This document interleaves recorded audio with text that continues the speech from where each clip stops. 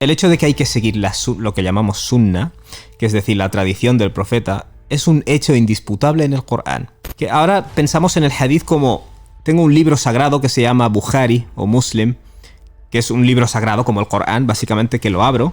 Pero realmente, originalmente, la sunna no es más que una tradición viva. Las personas nos obsesionamos con este hadith, lo que dice este hadith, y lo que te tienes que centrar más es en la sunna. O sea, ¿qué es lo que se deriva de este hadith y de todas sus versiones y del resto de hadithes? Cuando los eruditos se dieron cuenta de esto, hay hadithes que son, entre comillas, son clips, pero representan lo que el profeta pensaba, alayhi salatu wassalam, representan la sunna. Empezaron a hacer libritos para los musulmanes comunes, como los 40 hadithes de Nawawi. Vale, nos cebamos con los coranistas porque rechazan. Y es verdad, tenemos esta tendencia a que nos oponemos a aquello que no entendemos. Pero también es verdad que ves a cada uno en Instagram y en TikTok dedicándose a citar hadithes que no son de los hadithes fáciles, difíciles de interpretar. Son de los hadithes que sabes que si lo cortas y lo pegas, puedes dar pie a confusiones. En una era donde la gente tiene internet y esos hadithes son tan fáciles de acceder, porque claro, si tuvieses que abrir un libro de estos y aprender árabe y leerte los hadithes y leerte el contexto, la gente no lo utilizaría. Pero ¿sabes lo que pasaría? Que si tuvieras que hacer todo eso, no dirías tonterías y no estarías sacando... Efectivamente. Estarías sacando clips.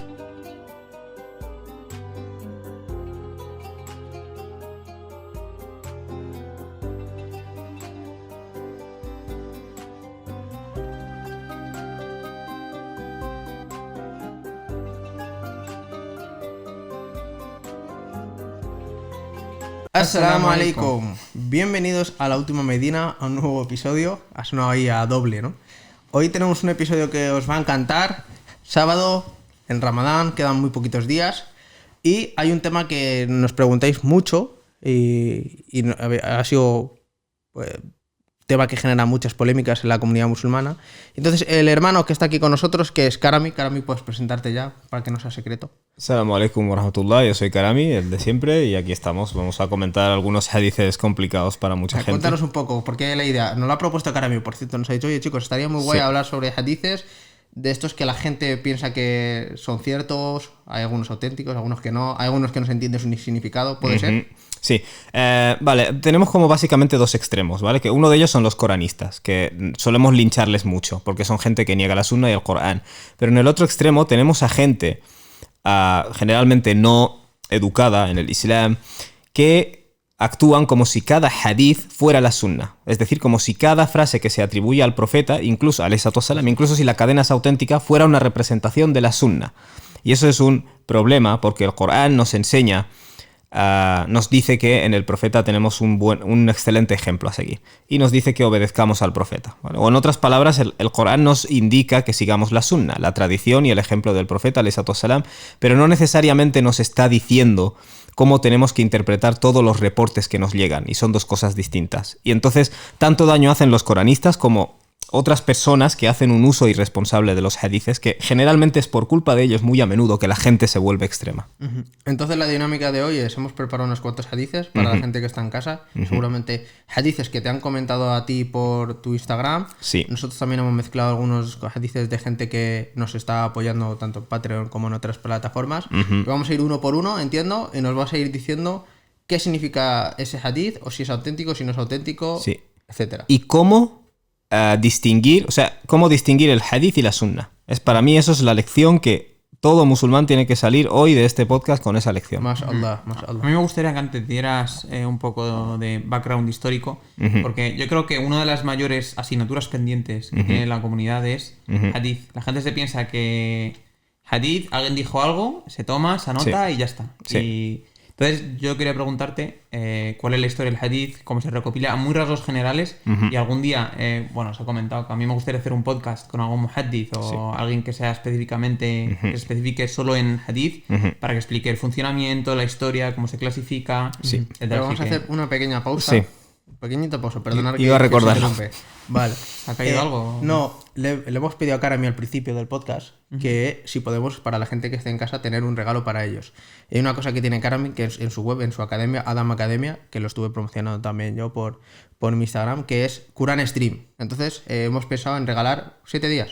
Sí, Quran Stream es una suscripción en la que tú te suscribes, lógicamente, y luego tienes acceso al Corán explicado en audios, en castellano, donde se explica el contexto, el significado de las palabras, todo eso. Sura por sura, que te va Sura explicando. por sura, correcto, sí. A ver, Entonces, es que lo estoy haciendo, por eso me lo sé, no por otra cosa. muy bien, bien hecho, haces bien. Pues yo, básicamente, debajo os dejaremos un enlace con un cupón a través del cual podréis tener acceso 7 días gratis y así veis el concepto cuál es. Porque muchas veces la gente me pregunta ¿cuál es la mejor traducción del Corán? Parece que estés obligado a darle el nombre de una traducción en papel. Y no necesariamente te puedo decir cuál es la mejor en papel, pero luego creo que hay otra forma de hacerlo, que es explicártelo verbalmente. Mashallah. Y aparte habla un poco de Adam Academia, que has venido aquí 3 veces y no hemos hablado nunca de... Siempre decimos profesor de Adam Academia, o sea, que fundador de Adam Academia, no hablamos nunca de Adam Fundador Academia. y profesor. Adam Academia es una academia online que yo creé con la intención de enseñar árabe y estudios islámicos esenciales para todos los musulmanes, ¿vale? Es decir, no son estudios avanzados, es lo que yo en un mundo ideal creo que todos los musulmanes deberían saber y deberían tener acceso a.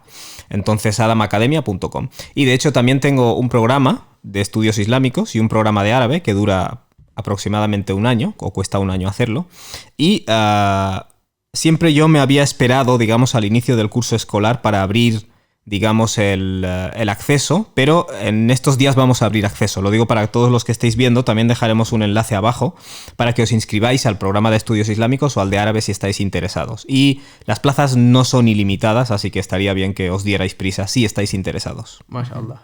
Pues El link en la pantalla. ¿Están las clases grabadas o...? Están grabadas, sí. ¿Puedo hacerlo Luego a mi tenemos ritmo? un grupo de Telegram donde yo voy respondiendo a las preguntas. ¿Puedo hacerlo a mi ritmo? ¿Son en español? Lo puedes hacer, todo es en español íntegramente, ¿vale?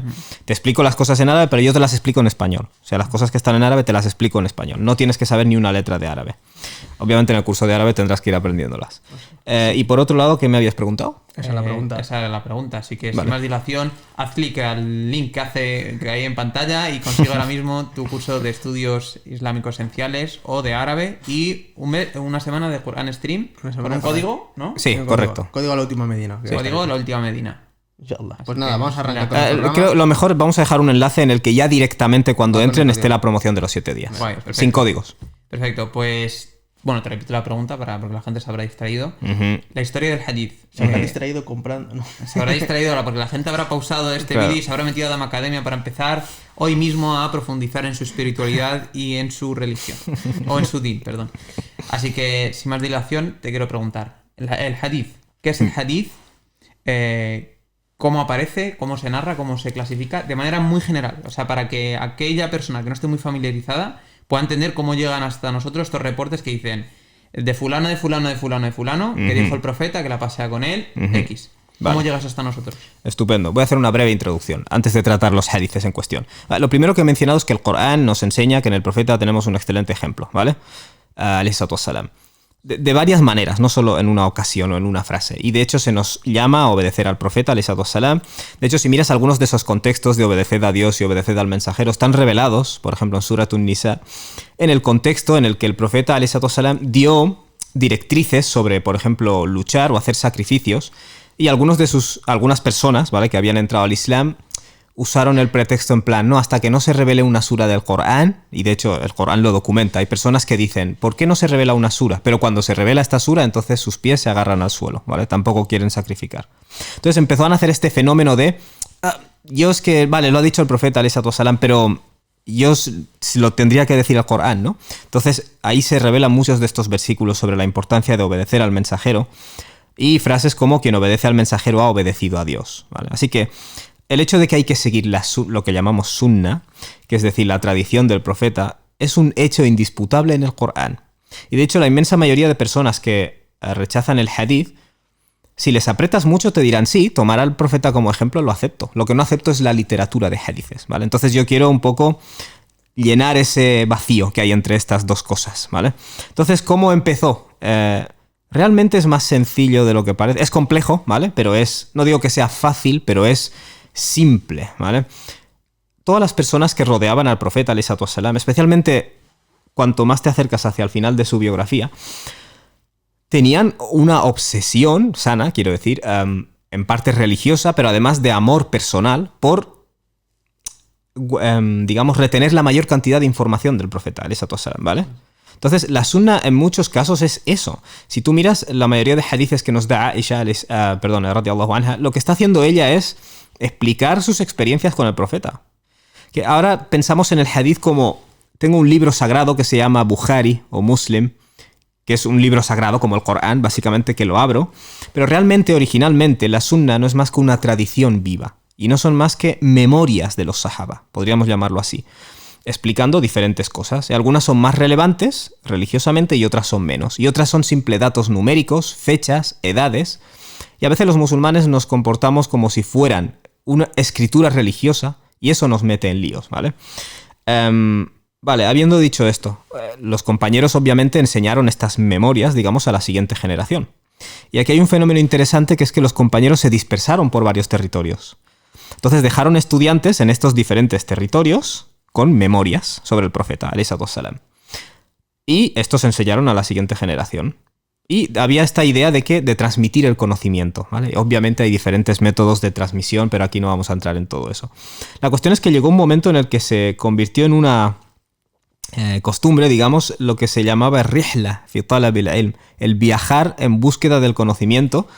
Y lo que hacía una persona era viajar por diferentes territorios y encontrarse memorias, tradiciones del profeta alayhi salatu wassalam y ver que coincidían. Claro, porque los primeros sahabas se fueron a distintos territorios, enseñaron a las siguientes generaciones y así sucesivamente, pero muchas de las memorias que se quedaron coincidían, ¿vale? Y eso es como si yo, y en este podcast tiraré mucho de ejemplos, es como si yo me dedico a dar conferencias por España y dejo a personas que aprenden de mí, que luego se van a otros países y enseñan a la siguiente generación y la siguiente. Llegará un momento en el que si tú empiezas a viajar, todo estoy imaginando que no hay internet ni nada, si tú empiezas a viajar por Europa, te darás cuenta de que hay muchas tradiciones mías que coinciden, ¿vale? Pero también te darás cuenta de que a veces cambian las palabras. Y esas palabras, a veces el de Noruega o el de Francia lo están expresando con un sabor más noruego o más francés, ¿vale? Porque no es una transmisión exacta. Y esto se llama ar-riwaya bil ma'na. Es la transmisión de los significados generales, que este es otro de los problemas de la gente que se va a los extremos con hadith, que a veces es muy literalista. Por definición, estas memorias y estas transmisiones no siempre se transmitieron de manera literal. Y de hecho, cuando coges un hadith cualquiera y comparas las diferentes versiones, ves que hay cambios en las palabras, ¿vale? Estos son los matices, por eso las personas nos obsesionamos con este hadith, lo que dice este hadith, y lo que te tienes que centrar más es en la sunna, o sea, qué es lo que se deriva de este hadith y de todas sus versiones y del resto de hadithes. Sí que me gustaría volver solo un pelín hacia atrás, que es el tema de que los sahabas sí que toman las tradiciones del profeta, o como las has llamado, memorias, pero sí que vemos, porque a lo mejor a alguien le viene ahora mismo a la cabeza, oye, que lo estaban haciendo todo por mana, lo estaban haciendo todo por significado, sí que vemos, por ejemplo, como Ibn Umar está diciendo, tenían un especial énfasis en muchas veces lo que es el lafz, lo que es la palabra. Oye, no, dijo esto y luego esto. Yo no tengo ningún derecho en cambiarlo. Sí que muchas veces ocurre que a medida que avanza la cadena, pues simplemente cambian, muchas veces no cambia el significado, simplemente cambia las palabras que se usan. Por ejemplo, yo estaba con Karami y mi hermano Nordin sentados. O puedo decir, aparece en otra riwaya, estaba con Nordin y Karami sentados. O sea, realmente estoy diciendo lo mismo, pero en algún punto alguien simplemente, pues a veces inintencionalmente, pues cambió lo que es el orden de las palabras, que muchas veces no cambia el significado. Y eso los muhadithus lo tienen muy calculado. Cuando es riwaya bil ma'na, cuando alguien simplemente está hablando por significado y cuando simplemente es lafdan. El profeta dijo esto, esto, esto y esto. Entonces, simplemente para aclararlo, porque mucha gente en casa le puede venirse a la cabeza el tema de todos por ma'na. Cuando el profeta dijo la darara wa la dirar, eso es por ma'na, o de verdad dijo la darara wa la dirar. Sí. Yo te diré que la transmisión de hadith es como si yo voy dejando muchos estudiantes. Unos tienen una tendencia a transmitir más literalmente y otros tendrán una tendencia a transmitir menos literalmente. ¿Entiendes? O sea, no es un fenómeno homogéneo, porque son muchas personas distintas, con personalidades distintas, con memorias distintas, transmitiendo de manera distinta. Entonces, los eruditos sí que tratan de tener identificadas las cosas. Pero por ponerte un ejemplo, el hadith más transmitido por masas, que sabemos con toda certeza que el profeta lo dijo, alayhi salatu wassalam, es el famoso hadith de quien invente algo sobre mí tendrá su asiento garantizado en el fuego, ¿no? O reservado. Si miras las 20 versiones a lo mejor que aparecen en Kitabul Ilm de Sahih al-Bukhari, cambian las palabras. O sea, unas versiones dicen, quien diga que he dicho algo que no he dicho, tendrá su asiento en el fuego. Otras versiones dicen, entrará en el fuego. Otras versiones dicen, quien me atribuya algo a mí, entrará en el fuego. Quien me atribuya algo a mí a sabiendas, entrará en el fuego. Claro, porque tienes una gran audiencia y lo transmiten con distintas palabras. Por eso, obviamente creo que estamos entrando demasiado en detalle para lo que se quería hacer, ¿vale? Pero simplemente ahora voy a dar un ejemplo, ¿vale? Vosotros imaginaos cuál es la diferencia entre el hadith y la sunna, ¿vale? Un hadith es un reporte de algo que el profeta dijo, alayhi salatu wassalam, ¿vale? Podríamos decir que a veces es un recorte de algo que el profeta dijo. O, por usar un ejemplo moderno, es un clip, ¿vale? Que le han sacado al profeta, alayhi salatu wassalam. Y una de las cosas que veremos hoy es las desastrosas consecuencias de no tener esto en cuenta. Y la inmensa mayoría de gente que rechaza el hadith no es porque sean muy listos, es porque no están teniendo en cuenta este factor, ¿vale? Y os voy a dar 2 ejemplos de mi vida reciente. Me ha ocurrido a veces que aparezco en algún lugar público o doy una conferencia y se saca, o participo en algún podcast o lo que sea, y se saca un recorte de 20 segundos que es literalmente algo que yo dije. Pero no representa lo que yo pienso. ¿Me explico? Es decir, es un hadith mío, pero no es una representación de mi sunna. ¿Entendéis la diferencia? Entonces, si os tenéis que acordar de una cosa, todos los que estáis viendo este vídeo, es esta, ¿vale? El hadith es un clip del profeta, alayhi salatu wassalam. No necesariamente es todo lo que él piensa. Y voy a daros un ejemplo de algo que me pasó una vez. Yo hice un vídeo sobre la homosexualidad en el Islam, ¿vale? Y yo dije varias cosas, matizadamente. Expliqué que la práctica homosexual es un pecado, de acuerdo a la visión tradicional. Y expliqué asimismo que la orientación sexual en sí no es un pecado, ¿vale? Si la persona ha nacido con unos impulsos, en el Islam eso no es un pecado. El pecado es lo que tú puedas hacer, ¿vale? Y dije la siguiente frase. La homosexualidad en sí no es un pecado. Es decir, el hecho de que a mí como hombre me atraigan otros hombres sexualmente, yo no estoy cometiendo ningún pecado. Es la práctica lo que es el pecado, ¿vale? Pues la frase, la homosexualidad en sí no es un pecado, fue recortada y empecé a recibir mensajes de gente diciéndome, has dicho esto y lo has dicho. Y yo les decía, pero ¿has visto el vídeo entero? ¿Has visto el vídeo entero? Y la gente no había visto el vídeo entero. O no había visto otros vídeos míos hablando del tema. Es decir, se dejaron llevar por un hadith para llegar a una conclusión extrema sobre mi sunna, ¿vale? Si queréis usar ese ejemplo. Mi sunna es toda mi opinión sobre el tema, que es lo que el Corán nos ordena seguir. El clip que se recortó, eso es un hadith que puede representar mi sunna, o no representarla, o contradecirla, que es lo que me pasó a mí en este caso. Ese clip que me has sacado de 20 segundos contradice lo que yo pienso, ¿vale? Otro ejemplo y ya vamos al tema nuestro. Si yo cuando yo hablo, por ejemplo, de la mujer y el hombre y la igualdad del hombre y la mujer, ¿vale? Yo puedo decirte muchas cosas, ¿vale? Y a veces he dicho muchas cosas en muchos vídeos, ¿vale? Pero una frase que yo dije en un recorte que se me sacó es: en el Islam los hombres y las mujeres no son iguales. ¿Vale? Obviamente esa frase se puede interpretar de 1000 maneras. De hecho, yo estaba hablando en el sentido biológico y fisiológico.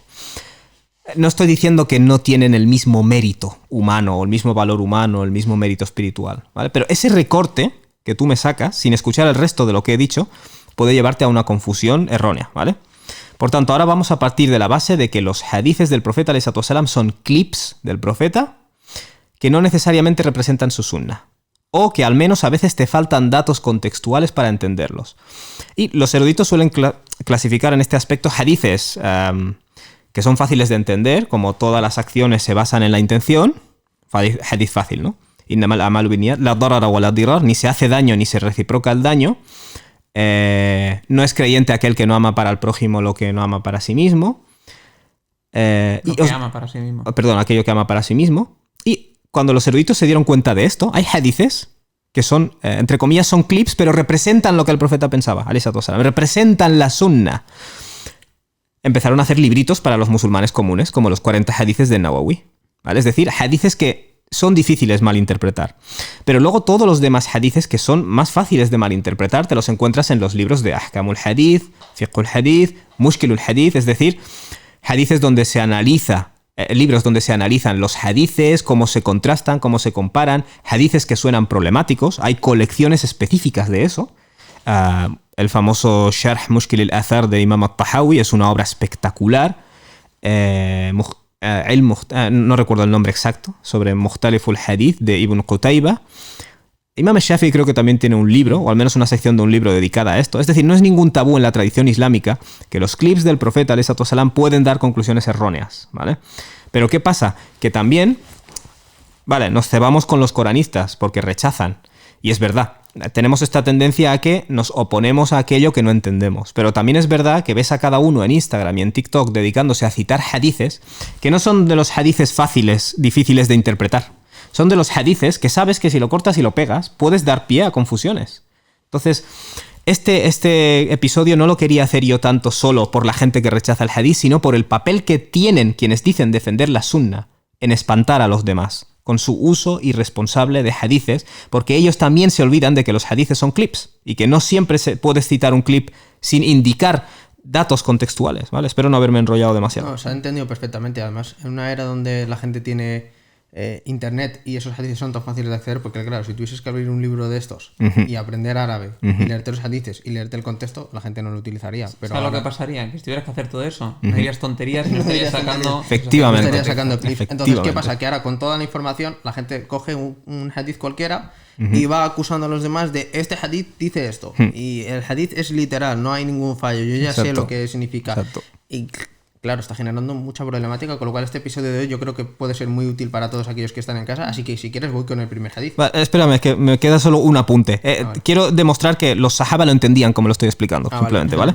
Perdón, ahí he cogido algunos ejemplos. Aisha, radiyallahu anha, hay un hadith en Sahih Muslim donde uno de los compañeros transmite que el difunto es castigado por el llanto que otros hacen por él, ¿vale? Si yo me muero, la gente que llora así, exageradamente, Dios me castiga a mí por ello, ¿vale? A Aisha le llega este hadith, le llega este clip, ¿vale? Este trocito de algo que el profeta ha dicho, alayhi salatu wasalam, y Aisha, que hace, lo corrige y dice: lo que el profeta dijo es que Dios aumenta el castigo de un kafir, ¿vale? Ya tenemos dos cambios. Es decir, estamos hablando de una persona que es un kafir y que se presupone, de hecho esta es la explicación de algunos eruditos, que enseñó, por ejemplo, a sus familiares: cuando yo me muera, liadla, ¿vale? Aisha dice: Dios aumenta el castigo de un kafir por el llanto que sus familiares hacen sobre él, ¿vale? Y luego añade Aisha: el Corán es suficiente para vosotros, ya que Dios dice: La taziru waziratun wizra ukhra. Ningún alma cargará el peso de otra, ¿vale?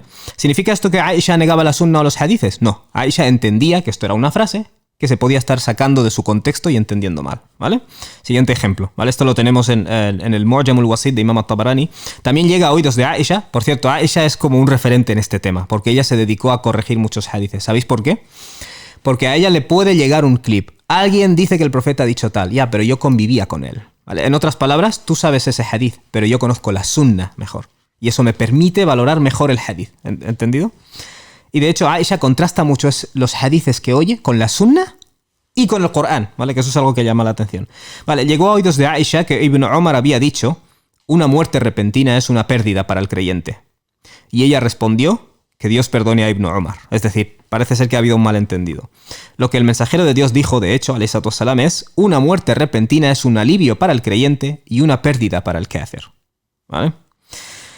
Otro ejemplo que encontramos en Bukhari y Muslim. Aisha es informada de un hadith de acuerdo al cual la oración es anulada por el paso de un perro, un burro o una mujer. Es decir, si yo estoy rezando y entre mí pasa un perro, o pasa un burro, o pasa una mujer, mi oración es anulada, ¿vale? Y Aisha respondió diciendo: vaya, nos han comparado con burros y perros, es decir, a las mujeres. Y ella dijo: Wallahi, juro por Dios, que yo he visto al mensajero de Dios rezar mientras yo estaba tumbada en el colchón, en medio de él y la qibla.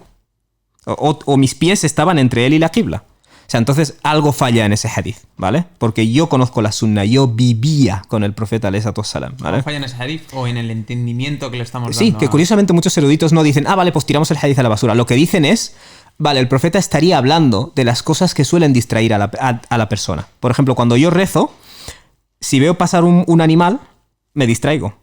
O si veo pasar a una mujer, me distraigo. O sea, el profeta no está diciendo... Ahora lo leemos todo desde una perspectiva fiqhi. El profeta está diciendo qué es lo que invalida la oración. Pero a lo mejor el profeta en ese momento solo estaba hablando de las cosas que distraen al hombre. O estaba diciendo: la gente se suele distraer cuando pasa tal y tal y tal. ¿Me entiendes? Que verdad tiene sentido. Porque de que hecho, tiene sentido. Bueno, lo estuvimos mirando ayer, el tema de que decía el doctor Said al-Masri. Ahora está rezando y aparece un perro y te asustas, porque Sí, los perros exacto, muerden. exactamente. Y si aparece un burro, dices, ese era su medio de transporte. Correcto, Y dices, oye, que se me está yendo mi medio de transporte. Exacto. Te distraes. Y se parece una mujer, a lo mejor tu mujer, a lo mejor sin hijab o tal, pues como hombre, a lo mejor te distraes. Sí, Dices, como oye, hombre, claro, ¿qué pasa? como hombre te puedes distraer, aunque lleve niqab muchas veces. Vale, dicho esto, y esto, por cierto, demuestra que la gente que niega los hadices rápidamente se están precipitando. ¿Lo entendéis, no? Vale, perdón, voy a dar un par de ejemplos más y saltamos a los hadices, ¿vale? Como os he dicho, Ibn Qutayba tiene un libro llamado Ta'wil Mukhtalif al-Hadith. ¿Vale? Ibn Qutayba está respondiendo a los Mu'tazilis, básicamente, que eran los que negaban el hadith en su época. Y él escribe un libro llamado Ta'wil Mukhtalif al-Hadith, es decir, interpretación de los hadices que parecen estar en conflicto, que es un pedazo de libro. Vale. Muy bien, Abu Huraira narra del profeta, alayhi salatu wassalam, el siguiente hadith.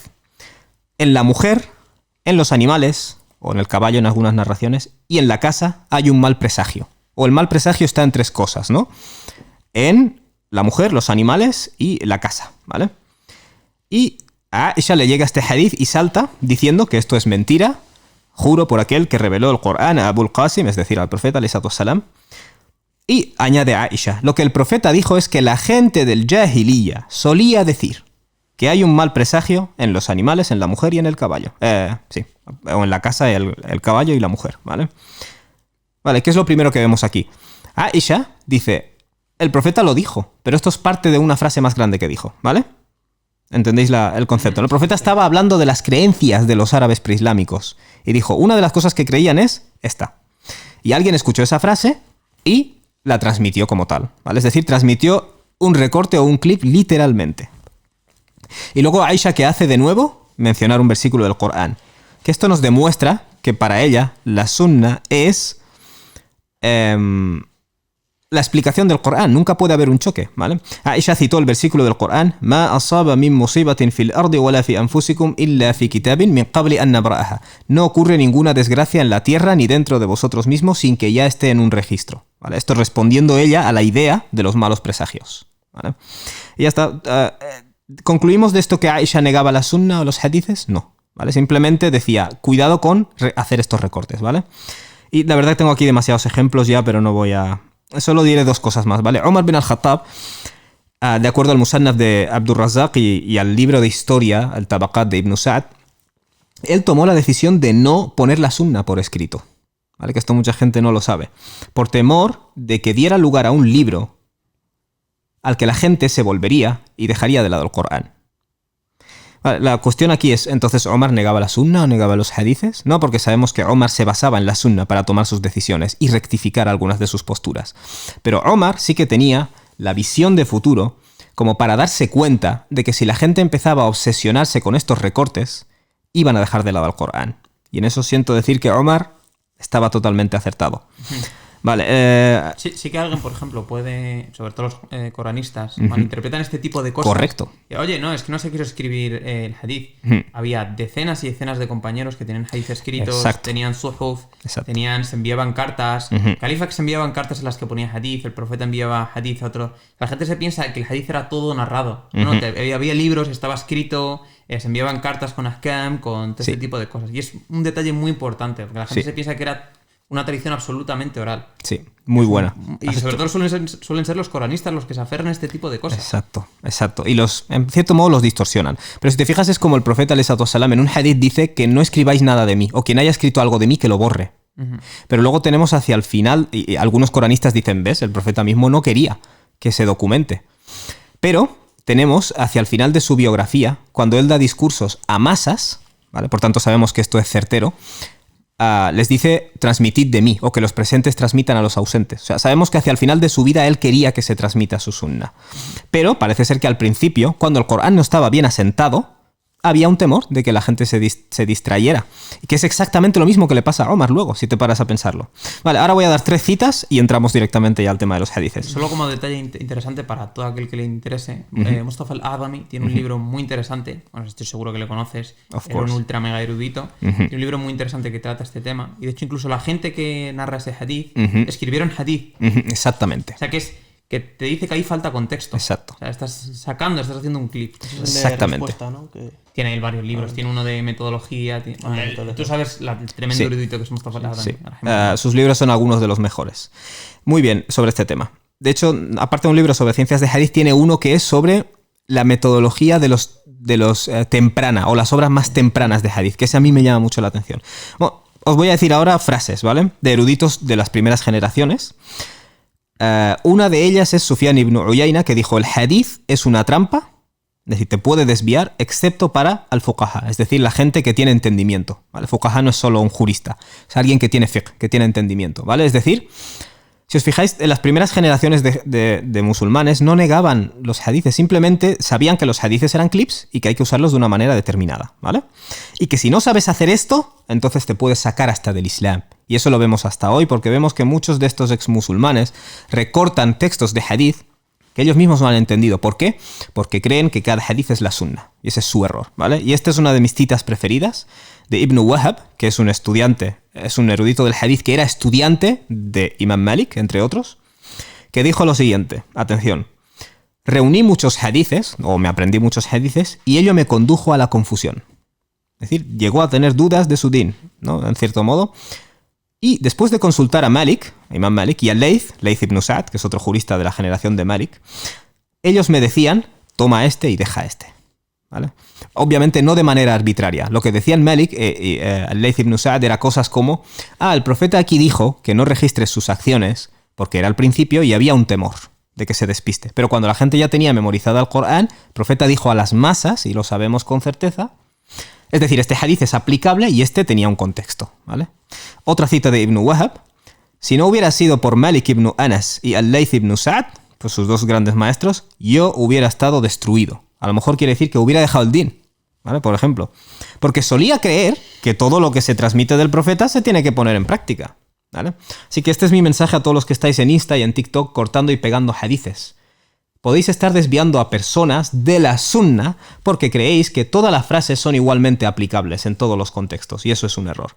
Y como ejemplo final, mencionaré que hubo casos en los que a Imam Malik, por ejemplo, le llegaba un hadith, pero él no cambiaba su opinión, ¿vale? Porque él decía: yo estoy viendo que toda la gente de Medina, que son los estudiantes de los sahaba, han hecho las cosas de una manera, de una misma manera.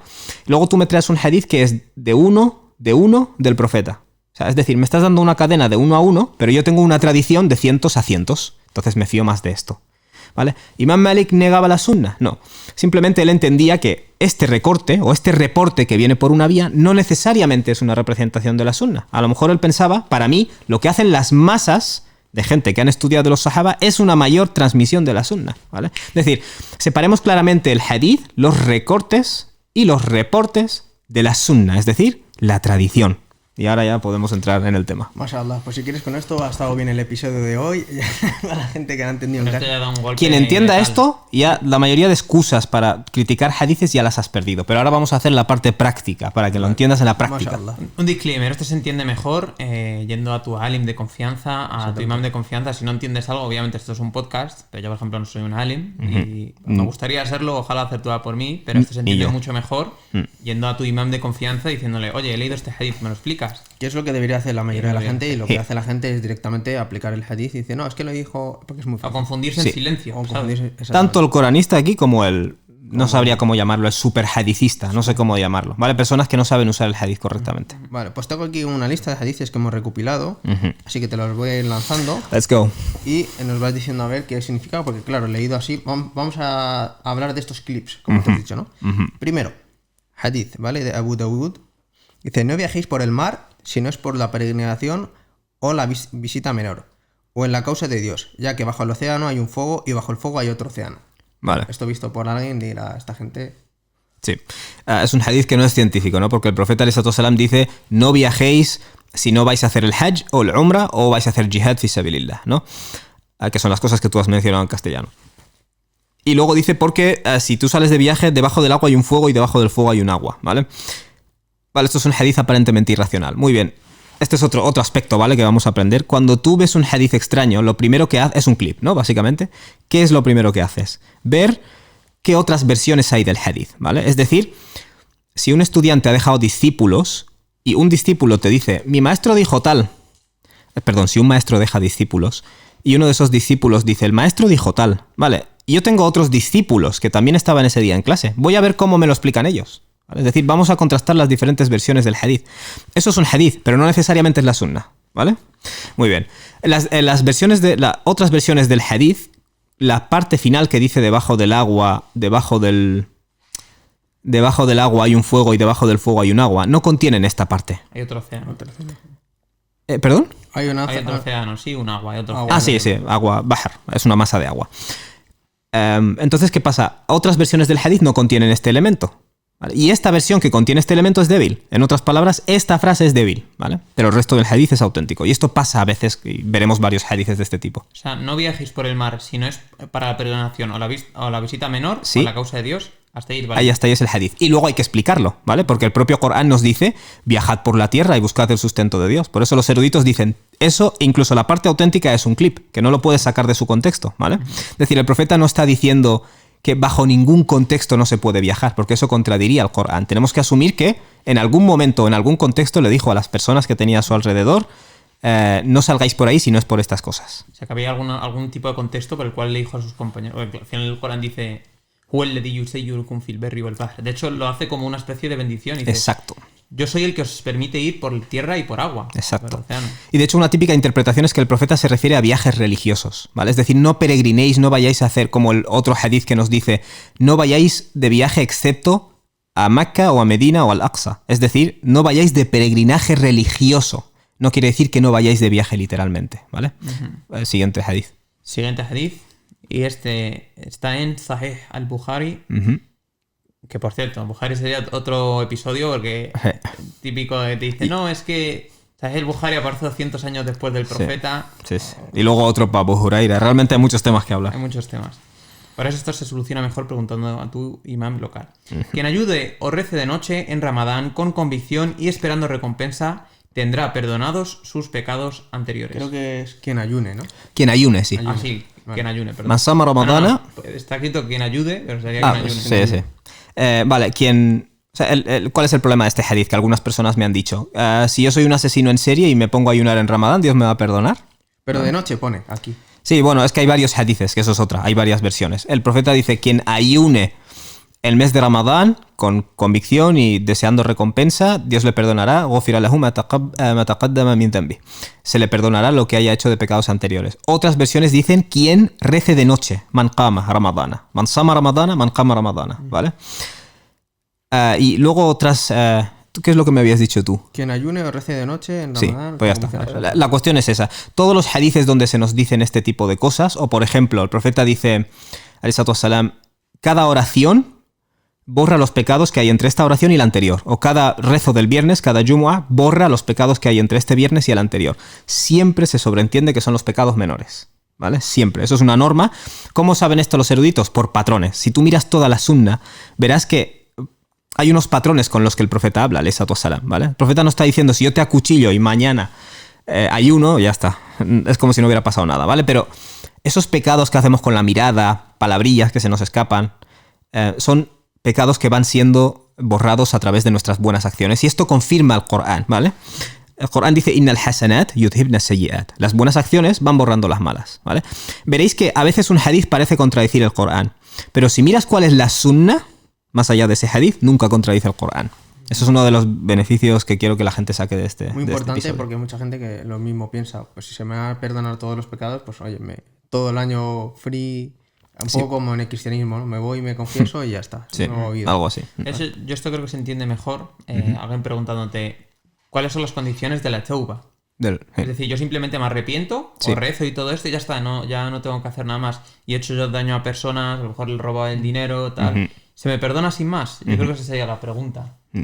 Vale, pero una de las condiciones es si has hecho daño a una tercera persona, tienes que restablecer sus derechos. Claro. Y es lo que la gente no entiende, que una de las condiciones de la tauba es que si yo he tocado a alguien, si yo he hecho daño a alguien o he dañado, sería restituir sus derechos. Vamos a por el siguiente hadith. Hadith muy polémico. La mayoría de habitantes de Sahih al-Bukhari. Sí. No, antes de eso. Ese ya lo he hablado del justo.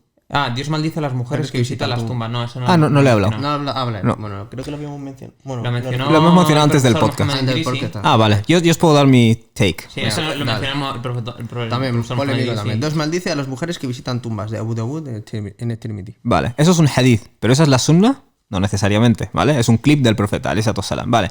Varias de las versiones del hadith usan la frase az-zawarat, quiere decir las que no paran de visitar tumbas, ¿vale? Se llama mubalaga en árabe, es decir, no paran de visitar tumbas. Es decir, el exceso es lo que el profeta estaría condenando, alayhi salatu wassalam.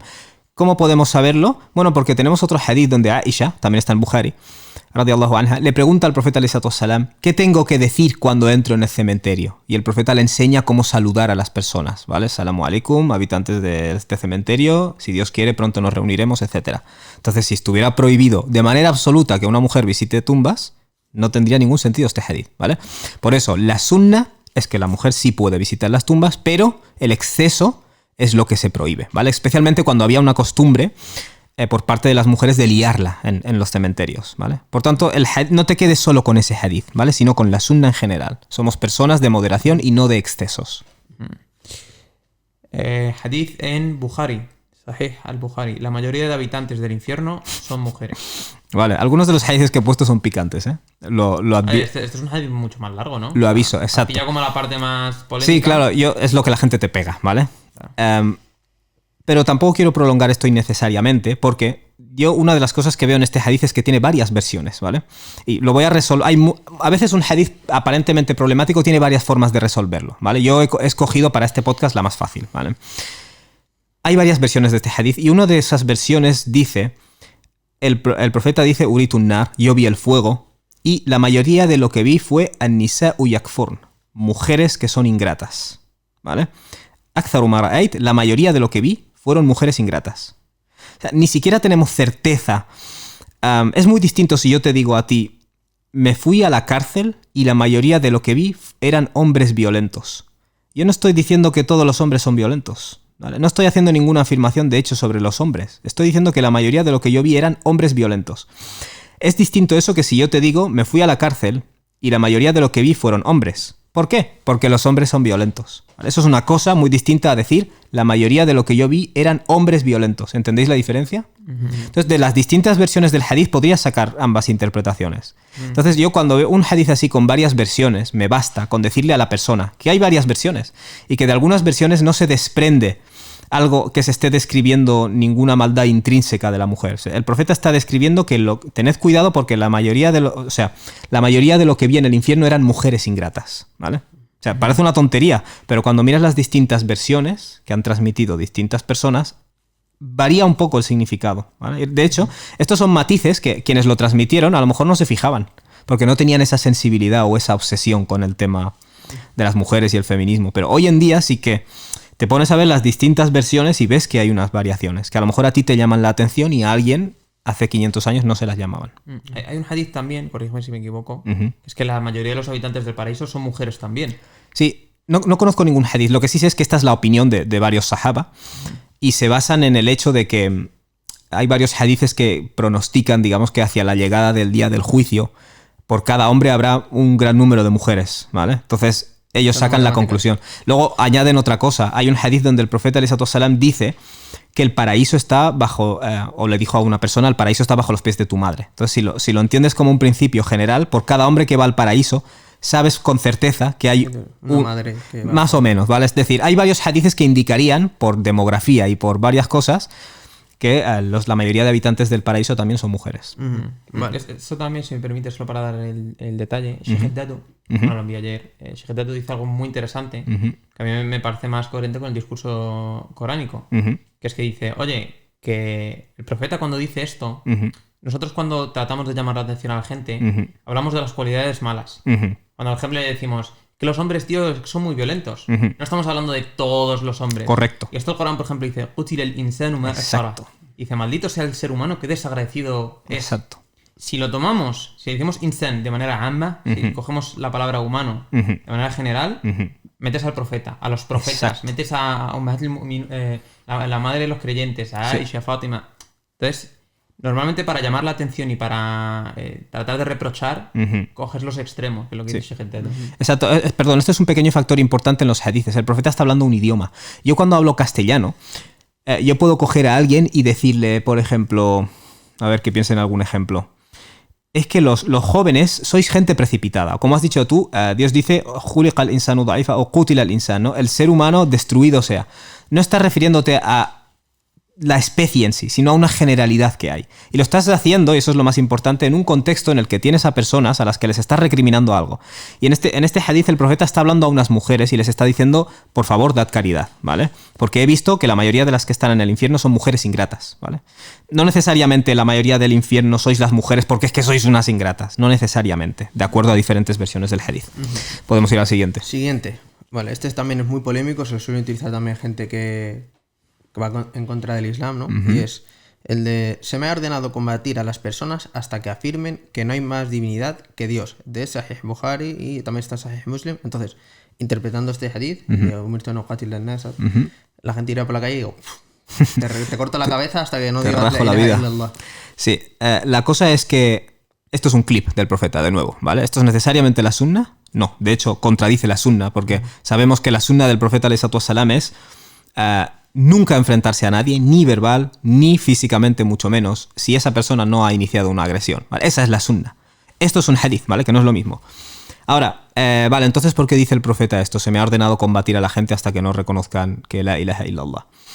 De hecho, si miras otras versiones del hadith, dicen, umirtu an uqatil al mushrikin. Se me ha ordenado combatir a los idólatras, ¿vale?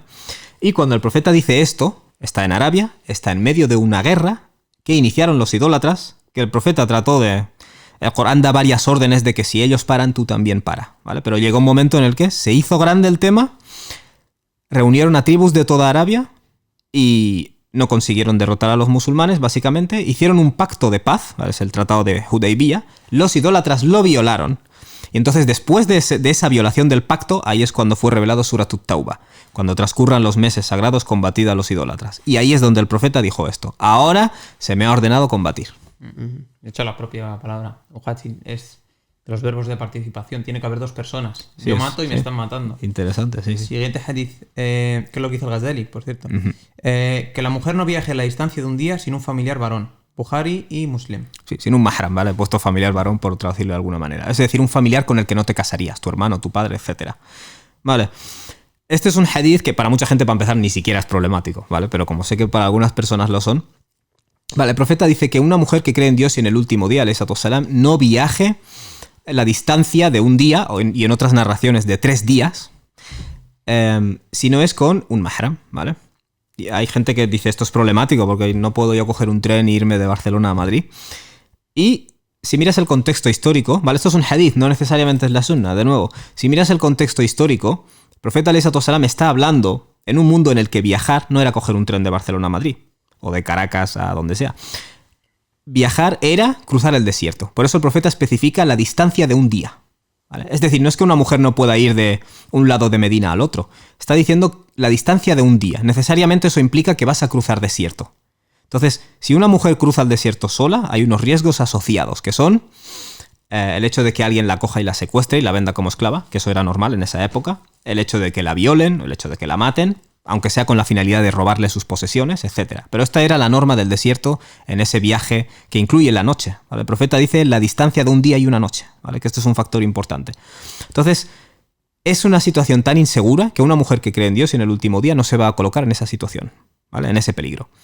Y de hecho hay eruditos luego que dirán, porque tenemos otros hadices que indican que Aisha hizo viajes o hizo el hajj acompañada en un grupo de personas que a lo mejor eran otras mujeres, ¿vale? Pero la cuestión es que había una condición de seguridad, ¿vale? Y de hecho muchos muftis modernos lo que dicen es, no, si tú puedes coger un vuelo perfectamente de yo qué sé, de Córdoba a Bilbao. No es de eso de lo que estaba hablando el profeta alayhi salatu wassalam. O sea, de nuevo eso es un clip que no puedes sacar de su contexto. Dicho esto, hay eruditos que se lo toman a rajatabla y eso es una opinión suya y yo tampoco voy a ponerme a discutir con ellos. Solo quiero que la gente que cree que este hadith es problemático entienda que tiene un contexto. Y la duda es, ¿y si hay una situación de peligro? Es decir, por ejemplo, viajar de noche. ¿Aquí se aplicaría el hadith, por ejemplo? Sí, o sea, la cuestión... Exacto, mira. La sunna aquí, ¿cuál es? Evitar el peligro. Exactamente. ¿Vale? Esa es la sunna. Entonces, ¿en qué situación nos encontramos? Yo, de hecho, ahora me viene una escena en la cabeza de... Yo trabajaba en la hostelería, en el turno de noche, y había una limpiadora que venía a las 6 de la mañana. Y un día llegó súper cabreada con su marido, que también trabajaba ahí. Y me dijo, a las 5 en Barcelona, a las 5, la noche en Barcelona es parecida al desierto de Arabia, ¿vale? Es decir, te puede pasar de todo. Porque el sábado noche la gente va a bebidas, es terrible todo. Vale, la cuestión es que ella vino y me dijo... Mi marido, ya verás, me dijo, el día que me pase algo, entonces empezará a acompañarme. Porque ella le pidió a su marido, acompáñame, que es un trayecto desde las afueras de Barcelona hasta el centro. Y el tío, pues, supongo que no quería interrumpir su sueño por ello, ¿no? Pero ella me llamó la atención esa frase. Ella misma decía, ella entra sola al vagón del metro y está un borracho, está otro vomitando... Y a ella le parecía que su marido no le tenía que dejar sola en esas circunstancias, cosa que yo concuerdo en este caso, ¿vale? O sea que el principio general es ese. Evitar el peligro, depende de la situación, depende del contexto, depende del país en el que vivas, etc. Exacto, claro. Vale. Siguiente. Este es un hadith que ni yo mismo ahora lo entiendo. Uh-huh. De Ibn Sí, lo Majah. entiende, lo que pasa es que no se escucha en árabe. Ya, pero ahora mismo en Bueno, español. lo conoces, ¿sabes? Sí, pero en español, la semilla... Las veces que hemos hablado de eso en casa, Claro, sí. y ahora me niega de esta manera. Pero si yo lo leo aquí en español, digo, la Que semilla... eso es- por cierto, ¿por qué no los he puesto en árabe? Porque la mayoría de gente que me lo manda lo ha visto traducido y ha visto vale. el recorte. Entonces, no quiero yo ponerme aquí en plan súper académico cuando en realidad no hace falta ni tanto. Eso es lo que, Claro. lo que quiero Entonces, decir. la gente leería esto y diría, la semilla negra contiene una cura para todo. Entonces, ¿de dónde estarán las habichuelas mágicas estas de Dragon Ball? Donde Exacto. yo me puedo comer esta semilla y Exactamente. tomo cualquier cura. Cuéntanos. ¿qué Vale, significa? al-habbatu sauda, la semilla negra, dice el profeta alayhi salatu wassalam, tiene una cura para todo, ¿vale? Esto se entiende desde una perspectiva de balaga, simplemente de retórica, ¿vale? Yo he usado muchas veces la frase, yo qué sé, el ibuprofeno quita todos los dolores, ¿vale? No es literal, el profeta era una persona, no era un robot que estaba haciendo fatuas, era una persona que hablaba con personas, alayhi salatu wassalam. Entonces les habla en el lenguaje humano que usamos todos. Yo, por ejemplo, ayer me sentía mal, me sentía cansado, me dolía la cabeza y pensé, el iftar me va a quitar todas las penas, ¿vale? Realmente, si tú tienes una hernia o tienes, yo que sé, una fisura anal, el iftar no te lo va a quitar, ¿vale? Cuando tú dices la frase, el iftar me va a quitar todas las penas, es decir, cuando rompa el ayuno se me irán todos los dolores, eso no es una frase literal, ¿vale? No es una frase literal. La semilla negra lo cura todo. En español decimos el tiempo lo cura todo. Es exactamente la misma frase. ¿Es literal el tiempo lo cura todo? No es literal, porque hay cosas que el tiempo no las va a curar, ¿vale? Es una afirmación general. Solo para hacer ahí una pequeña aportación. Ujú. Librería Nacional de Medicina de Ujú. Estados Unidos, Ujú. hablando sobre la semilla negra, dice, tiene these potentials include, es decir, entre las potenciales curas, anticancerígeno, antimicrobial, analgésico, antipiréptico, contraceptivo, antifertility, antifertilidad, Sí. antioxitóxico, bueno, un montón de cosas que yo no lo sé, es antiinflamatorio también, antioxidante, y que sí que tiene propiedades curativas. Sí, que no es que... Esa es la idea, que cura muchas cosas, ¿vale? Pero si yo te corto la cabeza, una semilla negra no te va a curar. Quiero decir, es obvio que el todo nunca es literal. Si un perro lame vuestro utensilio, lavadlo 7 veces. La primera con tierra. Sahih Muslim. Vale. Lo primero es, ese 7 es literalmente un 7, porque hay quienes se lo toman más literal y quienes no, ¿vale? O a lo mejor quiere decir lavadlo varias veces, porque sabemos que el 7 en la lengua árabe es una forma de decir varias veces, ¿vale? De hecho, hay eruditos que interpretan que 7 cielos solo quiere decir varios niveles de creación. No, el 7 a veces no te lo tienes que tomar al pie de la letra. Esa es una opinión, ¿vale? Pero independientemente ahora de este tema, del 7. Lavadlo 7 veces y una de esas veces con tierra, ¿vale? Mucha gente dirá, es absurdo, ¿vale? ¿Por qué no usar jabón o por qué no usar otra cosa? Resulta que la tierra, y esto lo estuve investigando, la tierra limpia, tiene una propiedad que es que erosiona, ¿vale? Es decir, a falta de jabón para quitar los restos y los microbios, la tierra lo hace muy bien este papel. Esto está científicamente demostrado. Entonces, simplemente eso, es entender el contexto en el que el profeta lo dijo. Si tú vives en el mundo donde tienes un lavavajillas que hace esa función, lo puedes sustituir, ¿vale? Habrá gente literalista que te dirá, no, tienes que hacerlo con tierra. Vale, pues se respeta, tampoco vamos a humillar a estas personas, pero para alguien que crea que el hadith es absurdo, basta con que entiendas que en ese contexto la función, la sunna de eliminar los microbios, digamos, o cualquier cosa que pudiera ser patógena, el mejor método que había para llevarla a cabo era la tierra, ¿vale? Y esa es la sunna con la que te quedas, no solo con el hadith. Bueno, eso te compras un cubo de arena y lo tienes ahí en casa. Pues Si quieres seguir la sunna... Perdona que te diga, pero yo sí que lo tomo literal, porque digo que es ta'abbudi y tal. Pues ya está. Me ha tirado Ibiza ahí entre... Fíjate, no te vamos a echar de aquí. No te vamos. Tengo otro, ¿vale? Ese es un hadith que, claro, si te lo tomas de forma literal, puede ser muy problemático. Y es, si uno pasa delante de otro mientras reza, que se lo impida. Y si éste insiste, que luche contra él, ya que es un shaitán. Es decir, si pasa cualquier niño de estos de la mezquita y le digo, oye, para... Le metes un... A veces dan ganas, ¿eh? Ganas no faltan, ganas no faltan. El niño este que corre... Sí, pero bueno, es lo que hay. Y que es un shaitán, que a lo mejor es una persona que no te ha visto rezando, entonces tú le Está en paras, varias colecciones el hadith. a lo mejor es un nuevo converso. Exacto. De hecho, yo tuve una experiencia muy amarga, que cuando empecé a practicar el Islam y a ir a la mezquita, que ya me costaba bastante, un día pasé por error delante de alguien y otro vino y me dio un golpe así con la mano en el pecho. Y me costó recuperar la respiración. Y pensé, ¿por qué me has agredido físicamente? Seguro, ahora recordando a esa persona, seguro que él creía estar siguiendo la sunna. No me cabe ninguna duda. El profeta ﷺ Salam dice, si tú estás rezando y alguien pasa, impídeselo. No hay ningún problema. Pero luego dice que si insiste, se le combata. فَلْيُقَاتِلْهُ. ¿Vale? Claro, los eruditos dicen, esto obviamente no te lo puedes tomar al pie de la letra porque para combatir con alguien, ¿qué tienes que hacer? Interrumpir tu oración. Y eso invalida la oración y es totalmente haram, ¿no? Por tanto, hay signos, a veces los hadices te dan signos desde el principio que no es un hadith literal. Y esto lo veremos en varios hadices. El profeta está diciendo, en castellano diríamos, yo que sé, paradle los pies, ¿vale? Por usar una frase idiomática nuestra. Porque es un shaitán, ¿vale? Que esto es otra parte del hadith. Hay quien se pensará que lleva un jinn dentro o algo así, ¿no? Es un shaitán. Curiosamente, en árabe clásico, la palabra shaitán, y esto nos servirá para varios hadices, la palabra shaitán se usa, esto lo vi ayer en el diccionario de Raghib ¿cómo se llama? De Ibn Faris, ¿vale? Maqayisul Lugha, y él explica lo siguiente. Todo ser que provoca caos es un shaitán en la lengua de los árabes, ¿vale? Viene de la raíz shatana, que significa algo así como estar muy lejos o algo así. Pero básicamente, cuando un animal es problemático, se le llama un shaitán. Cuando una persona es problemática, se le llama shaitán, ¿vale? Y por eso vemos que en el Corán se nos dice sobre los hipócritas, وَإِذَا خَلَوْا إِلَى شَيَاطِينِهِمْ. Cuando vuelven a sus shaitanes, les dicen inna ma'akum, estábamos con vosotros. También nos dice el Corán que Dios no ha hecho surgir ningún profeta sin que aparezcan oponentes, shayatín, min al-jinni wal-ins, si no estoy citando mal, corregidme. Es decir, demonios dentro de los humanos y los seres invisibles, ¿vale? Es decir, un shaitán puede ser un humano, puede ser un ser invisible y puede ser un animal, ¿vale? O sea, aquí lo que está diciendo el profeta es un shaitán, quiere decir que si la persona insiste en pasar por delante, siendo consciente de lo que está haciendo, entonces es que tiene ganas de guerra, ¿vale? Que es alguien malintencionado, ¿no? Que tiene una mala intención, sí. Pero en ningún caso tú paras tu oración para combatir, literalmente, ¿vale? Pero hay que tomar medidas, básicamente. Hadith en Bukhari. Me gustaría ordenar a alguien que llame a la oración y luego ir a las casas de quienes no asisten y quemarlas sobre ellos. Vale, es un hadith potente. Estaría guay que a mí me clipeasen diciendo esto. Nada, si se lo hacen al profeta, a ti te lo pueden hacer sin ningún problema.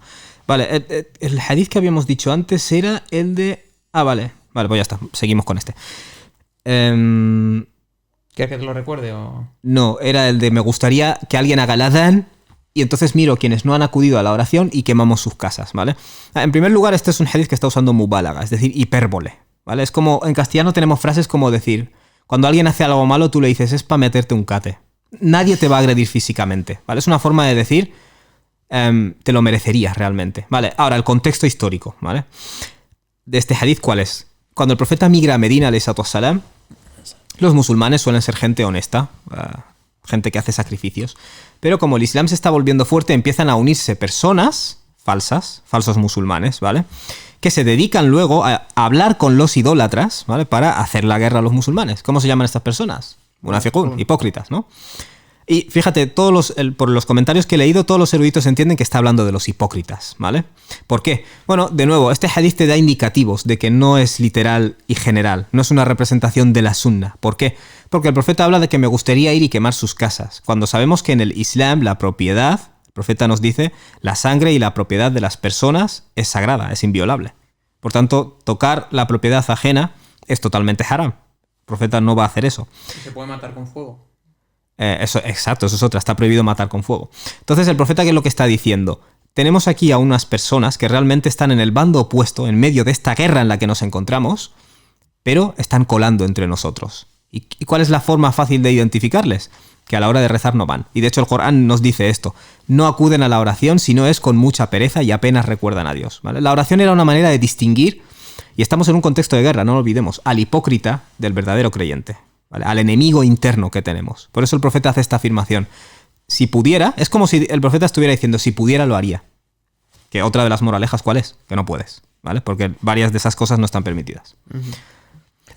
Por tanto, la sunna, aquí no derivas nada claro que tú vayas a poner en práctica, excepto un deseo del profeta. El profeta está diciendo, me gustaría coger a los hipócritas y ajusticiarles. Pero como están entre nosotros y cuelan, no se puede hacer nada. Que de hecho esto se deriva también de varios otros hadices en los que el profeta prohíbe hacer daño a los hipócritas porque luego se le va a acusar de estar matando a sus propios compañeros, ¿vale? Vamos a por el siguiente, de Sahih Muslim y Sahih Bukhari. Bueno, este tampoco está tan mal, este hadith. Insultar a un musulmán es desobediencia y combatirle es rechazar la verdad. Combatirle es kofr, ¿no? Yo simplemente he puesto este hadith porque hay varios hadiths que dicen hacer X cosa es kofr. Decir que tus padres son quienes no son, es decir, mentir sobre tu linaje es kofr, ¿vale? Hay hadiths que dicen eso. Y la gente interpreta a veces que esto significa que dejas de ser musulmán, ¿vale? Entonces, cuando se dice que una acción es kofr, quiere decir que una acción es propia de un kafir, no necesariamente que eres un kafir, ¿vale? ¿Cuál es la prueba? Aquí el profeta dice combatir a otro muslim es kofr. Yo pensaba que era, de hecho yo lo había entendido como desde la perspectiva de uno musulmán, que si le insultas a un musulmán y combates y rechazas la verdad, digo, hombre, el musulmán porta la verdad. Por eso lo había entendido. No, claro, rechazar la verdad que es kofr, realmente. Claro, lo he traducido así. Lo que quiere decir es lo siguiente. El profeta dice, si tú eres muslim, si yo te hago la guerra y lucho contra ti, es un acto de kofr. Es decir, es propio de un kafir que yo luche contra un muslim, ¿vale? Pero sabemos que no es un kafir literalmente. Porque el Corán nos dice, وَإِن طَائِفَتَانِ مِنَ الْمُؤْمِنِينَ اقْتَتَلُوا, si dos grupos de creyentes se combaten, y los llama Dios grupos de creyentes. O sea, no han cometido kofr completo, ¿vale? O sea, simplemente quería traer ese hadith. Como que a veces lees una frase y literalmente la puedes malinterpretar, ¿vale? Porque el profeta usa unas maneras de expresarse. Cuando dice que algo es kofr, no necesariamente la persona que lo hace es kafir. De igual manera que si yo te digo, esta acción que tú haces es mentira, no estoy diciendo que tú eres un mentiroso, ¿vale? Es un poco distinto. No entrará en el paraíso quien tenga el peso de un grano de mostaza de arrogancia en su corazón. Vale, está de nuevo. En At-Tirmidhi y Ibn Majah. Vale, de nuevo esto es un caso de mubálaga, es decir, es una forma de decir las cosas con hipérbole, ¿vale? Sabemos que no es literal porque no hay nadie, prácticamente estaríamos todos en el infierno, todos tenemos un átomo de arrogancia en el corazón, ¿vale? Es una manera de decir, o sea, si me podéis incluso ayudar a encontrar una expresión equivalente en español. Yo no tengo ni una gota de arrogancia, podríamos decir en castellano. Es una forma de decir yo no soy nada orgulloso. No significa literalmente que no tienes ni una gota, ¿vale? Porque eso es humanamente imposible. Siguiente hadith. Te quiero preguntar antes de esto. Creo que hay un hadith que dice también el antónimo, ¿no? Dice, no entrará nadie en el infierno que tenga un átomo de peso de fe. Correcto. Corazón. Sí, correcto. Pues yo sí, creo que también se ayuda. Se puede malinterpretar también. No, ayuda a entenderlo. Vale, pero también podríamos decir que se podría malinterpretar ese hadith. Sí. Porque yo podría decir que si yo creo en Dios, ya puedo hacer lo que me dé la gana. Bueno, ¿sabes? yo soy de la opinión de que Dios perdona a quien quiere y... Pero eso es una posibilidad. Claro. Siguiente. Este también es un hadith que se suele utilizar mucho. La mujer que se perfume es una fornicadora. Vale. Lo trató el profesor Mohamed Idrisi también. Muy bien. Este es uno de los potentes. Fíjate, aquí hay varias cosas que tratar. En primer lugar, hay personas que han derivado de aquí que una mujer que se compra un desodorante tiene que asegurarse que es un desodorante sin ningún olor neutro tal. O sea, se lo han llevado un poco a eso, ¿vale? Pero algunas versiones del hadith lo que nos dicen es, si una mujer se echa perfume y pasa por un grupo de personas y la huelen, es una fornicadora, ¿vale? Ese es el primer punto que quiero tratar. ¿Cuál es la causa del hadith? ¿Qué es lo que el profeta está condenando en sí? El llamar la atención del sexo opuesto, utilizando perfume en este caso, ¿vale? Y de hecho menciona en algunas versiones, me pongo el perfume y paso delante de personas, y me huelen. En cierto modo casi como que lo has hecho adrede, ¿no? Vale, ese es el primer punto. El segundo, lo cual nos llevaría a la pregunta, si yo como hombre me echo un perfume sabiendo que voy a activar sexualmente al sexo opuesto, ¿está mal? Pregunta que yo os lanzo a vosotros. O sea, sabiendas que... A sabiendas, sí. Hombre, yo creo que está... En ese aspecto no hay diferencia de opinión. La cuestión es si no lo haces a sabiendas y no sé qué, vale. Pero si es a sabiendas, y lo digo porque muchos perfumes modernos utilizan feromonas, que son hormonas artificiales diseñadas para excitar sexualmente a la mujer. Y el hombre musulmán tiene que tener cuidado con eso. Vale, habiendo dicho esto, y la mujer musulmana, por supuesto. Habiendo dicho esto, fornicadora, eso. Vale, cuando el profeta dice es una fornicadora, esa mujer realmente no se ha acostado con nadie. No es una fornicadora, factualmente hablando. ¿Vale? De nuevo, es una expresión metafórica, ¿vale? Y ¿cómo sabemos esto? Lo vemos además en otros hadices, donde el profeta ﷺ dice: todo hijo de Adán tiene asignada una porción de zina y no se va a escapar de ella. O sea, todos somos fornicadores. Eso está diciendo el profeta literalmente. Y luego el profeta ﷺ dice: está el zina del ojo, o sea, la fornicación del ojo, la fornicación de las manos, etc. ¿Vale? Es decir, hay una fornicación entre comillas, una fornicación metafóricamente, que todos vamos a caer en ella. ¿Vale? Es decir, cuando yo miro lascivamente a una mujer, es un mini zina, ¿vale? No es el zina que hay que establecer una pena, etc. Pero es un decir, ¿vale? Entonces, no sé, a mucha gente, y este es otro factor importante al leer hadices, nos olvidamos de que tenemos unas sensibilidades culturales. Yo como europeo del siglo XXI estoy obsesionado cada vez que el profeta diga algo de la mujer, y lo voy a interpretar de la peor manera posible, ¿vale? Pero eso es un problema en las gafas con las que tú estás leyendo el hadith, ¿vale? Porque estos otros hadices nos dicen que todos los hombres también somos fornicadores, en un grado u otro. También se está hablando de la fornicación metafóricamente en el caso de los hombres, y nadie cita ese hadith. Y eso lo veremos en varios casos. El que habla del hombre no nos llama la atención, pero el que habla de la mujer sí. Y eso es consecuencia de un sesgo nuestro, y de un prejuicio nuestro, y de una obsesión nuestra que es cultural. Completamente. La fiebre es el calor del infierno. Es del calor del infierno. Es del calor del infierno. Sí, vale. Es que si tienes fiebre estás con el infierno ahí cerca. Exacto. Dios ha enviado un trozo del infierno a tu cabeza, ¿no? Vale, este es un hadith que mucha gente lo pone en errores científicos del hadith, ¿vale? La fiebre es del calor del infierno. De hecho, cuando miras comentarios del hadith, no se suele interpretar... por cierto, otro hadith dice que el calor del mediodía es del calor del infierno también, ¿vale? Ponlo en el mismo saco.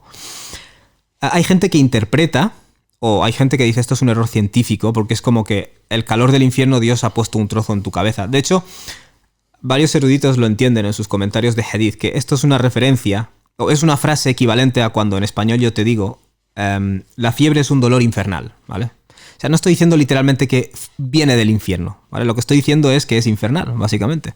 De hecho, trataremos otros hadices donde el profeta nos dice, alayhi salam, que algunas cosas son del Jannah, del paraíso, y también se entienden como que son paradisíacas, no que Dios las ha cogido del paraíso y las ha traído aquí, ¿vale? Para eso nos saltamos el siguiente, que era precisamente sobre eso. Muy bien. Y vamos a... Era el de los dátiles. No, pero mencionarlo. Vale. Sí, Los dátiles bueno, de Ajwa son del paraíso. en un hadith, los dátiles de Ajwa son del paraíso. Y en otro hadith, el Nilo y el Éufrates Son ríos del paraíso. son ríos del paraíso, correcto. Sahih Muslim, el hadith del Isra y el Mi'raj, ¿no? Puede ser. Creo que sí, El ¿vale? ascenso nocturno. Creo que sí, creo que es ese hadith. La cuestión es la siguiente, que son paradisíacos, no necesariamente que vienen del paraíso, ¿vale? De hecho, esto está en los comentarios de hadith, ¿no? ¿Sabes qué curioso que esta semana estaba teniendo esto en mente? Ujú. Es una discusión filosófica larga, pero ¿sabes qué pasa? Que occidentalmente tenemos esta idea de que está lo físico, este mundo en el que estamos aquí todos metidos, Sí. y luego a lo mejor está lo metafísico, si es que tú crees en lo metafísico, Ujú. y que no se relaciona, no hay ningún tipo de relación. Los musulmanes estamos diciendo que no, o sea, lo metafísico y lo físico tienen una relación real. Ujú. Y la gente de repente tiene depresión, se toma una pastilla, Ujú. y con esa pastilla estás influyendo lo físico en algo que es metafísico, que es inmaterial, que es tu consciencia. Sí. Puedes tener cogniciones alteradas, puedes tener todo este tipo de cosas. Los musulmanes simplemente los tendemos, por ejemplo, cuando haces dhikr. Estoy haciendo dhikr y eso está teniendo un efecto metafísico en mi ágira, en mi tal. Ujú. Y a mí no me es difícil de concebir que un aspecto metafísico como puede ser Jahannam, Dios lo correlacione con cualquier hecho que pueda ocurrir en Alam Shahada, en este mundo. Sé que Ibn Hajar dice que esto es metafórico. Estoy de acuerdo y es muy racional. Pero sí que muchas veces la gente parece ser que acepta lo que has dicho tú. Como viene Claro. Occidente, y estamos hablando en el podcast antes de esto. Y de nuevo, yo lo digo como occidental, pero como occidental. Yo Con aprecio las cabeza. cosas buenas y hay cosas en las cuales tengo una crítica y critico mi propia tradición, que es la tradición occidental. Y digo, oye, aquí lo que pasa es que tenemos una obsesión con lo material y Sí. lo científico. Y hay cosas más allá de lo científico y de lo material. Sí. muchas cosas, y eso Sí. da para otro podcast. Y otra cosa que habíamos mencionado antes del podcast es que después de la revolución científica tenemos un vocabulario y una terminología científica. Asumimos que todo tienen que ser descripciones científicas, mientras que en muchas tradiciones, e incluso anteriores a la revolución científica, no se partía de la base de que siempre que dices algo estás haciendo una descripción científica. Por ejemplo, el Corán nos dice sobre las fases de la luna que al final Dios las hace volverse como una hoja de palmera torcida o algo así. Y mucha gente dice, es un error científico. Es que no es una descripción científica, bobo. Quiero decir, ninguno de los sahaba entendió que eso era una descripción científica de cómo funciona el universo. Es una expresión de, como decimos, la luna de queso. Nadie cree que la luna está hecha de queso, ¿vale? No es una descripción científica. No todo el mundo ha estado obsesionado a lo largo de la historia con las descripciones científicas como lo estamos nosotros. Entonces, eso lo tienes que tener en cuenta también. Y la audiencia primaria, o sea, si tú eres un Dios todopoderoso, no quiero decir que alguien tal, pero yo me entiendo la perspectiva de que habla, y esto es creo que es la opinión del Bayhaqi, que Dios nos habla con cosas que nosotros vamos a entender. De la misma manera, o sea, todos hay un ijma en que las cosas que hay en el paraíso, que se escribe en el Corán y en el Hadith, es Incomparable. lo que ninguna mente ha concebido, ni ningún oído ha escuchado, ni... Es decir, no se puede concebir, pero Dios nos habla con cosas que vamos a entender. Wajannatin y esto, y ríos que transcurren. Entonces, muchas veces Allah puede hablar de la palmera y tal, que está hablando en muchos casos a árabes del siglo VII. Sí. ¿Cómo van a entender? Pues muchas veces con metáforas. Lo que has dicho tú, la gente... Y no usar un lenguaje científico no quiere decir que estés siendo ilógico. Estamos hablando de que muchas veces las metáforas son un tipo de lenguaje. Exacto. ¿Sabes? No necesariamente es algo contradictorio o es algo que sea falaz o incierto. Pero bueno, no quiero alargarme. Nada, eso se cura con lo que he dicho Karami. Intentar mirar las cosas con las gafas de aquel entonces. Exacto. Que eso es un trabajo que hay que hacer para Sí. cada uno. Pero que esté muchas en veces casa. cuando se dice esto, parece ser que nosotros estamos diciendo, digo que sea tu caso, pero hay gente que lo entiende así. No, es que el Corán tenemos que volver a reinterpretarlo, o como el caso de la Biblia cuando dice algo que es científico o totalmente contradictorio. No, esto es para ellos. Sí. Estamos diciendo que los propios árabes sabían que eso era una metáfora. En muchos casos sí, eso es lo más bueno. Es como en castellano yo te digo, el sol se va a poner a las 5. Yo no creo que el sol se va, a menos que siga un modelo geocéntrico, yo no creo que el sol se va a poner a las 5. Pero sigo usando la frase el sol se va a poner. Sigo usando la frase voy al mar a ver la puesta de sol, pese a que yo sé que el sol no se pone en el mar, ¿vale? Quiero decir, es parte del lenguaje. Perdón. Siguiente. El sol se postra y pide Bueno, permiso ¿dónde vas? para volver a salir. Varias fuentes. El de... vale, vale, me he saltado yo esto. No sabes leer, ¿no? Pues en lectora no, míralo. No me metáis en peleas familiares, ¿eh? Joder, ¿cómo has calado el podcast así de repente? El sol se postra y pide permiso para volver a salir. Varias fuentes. Vale. Vale, lo primero que diría de este hadith es que muchos eruditos, antes de la revolución científica, ya sabían que era metafórico, porque cuando tú dices el sol se postra, de nuevo, hay hadices que rápidamente te están diciendo, esto es metafórico, ¿vale? El sol no tiene rodillas y piernas, ni frente. O sea, de entrada ya tienes que saber que tiene que ser una metáfora sí o sí, ¿vale? Dicho esto, se añade aquí que el Corán usa la frase ash-shamsu wal-qamaru bihusban, el sol y la luna actúan de acuerdo a un cálculo o de manera calculada. Wan-najmu wash-shajaru yasjudan, dice Dios, y las estrellas, wan-najmu wash-shajaru, y los árboles se postran.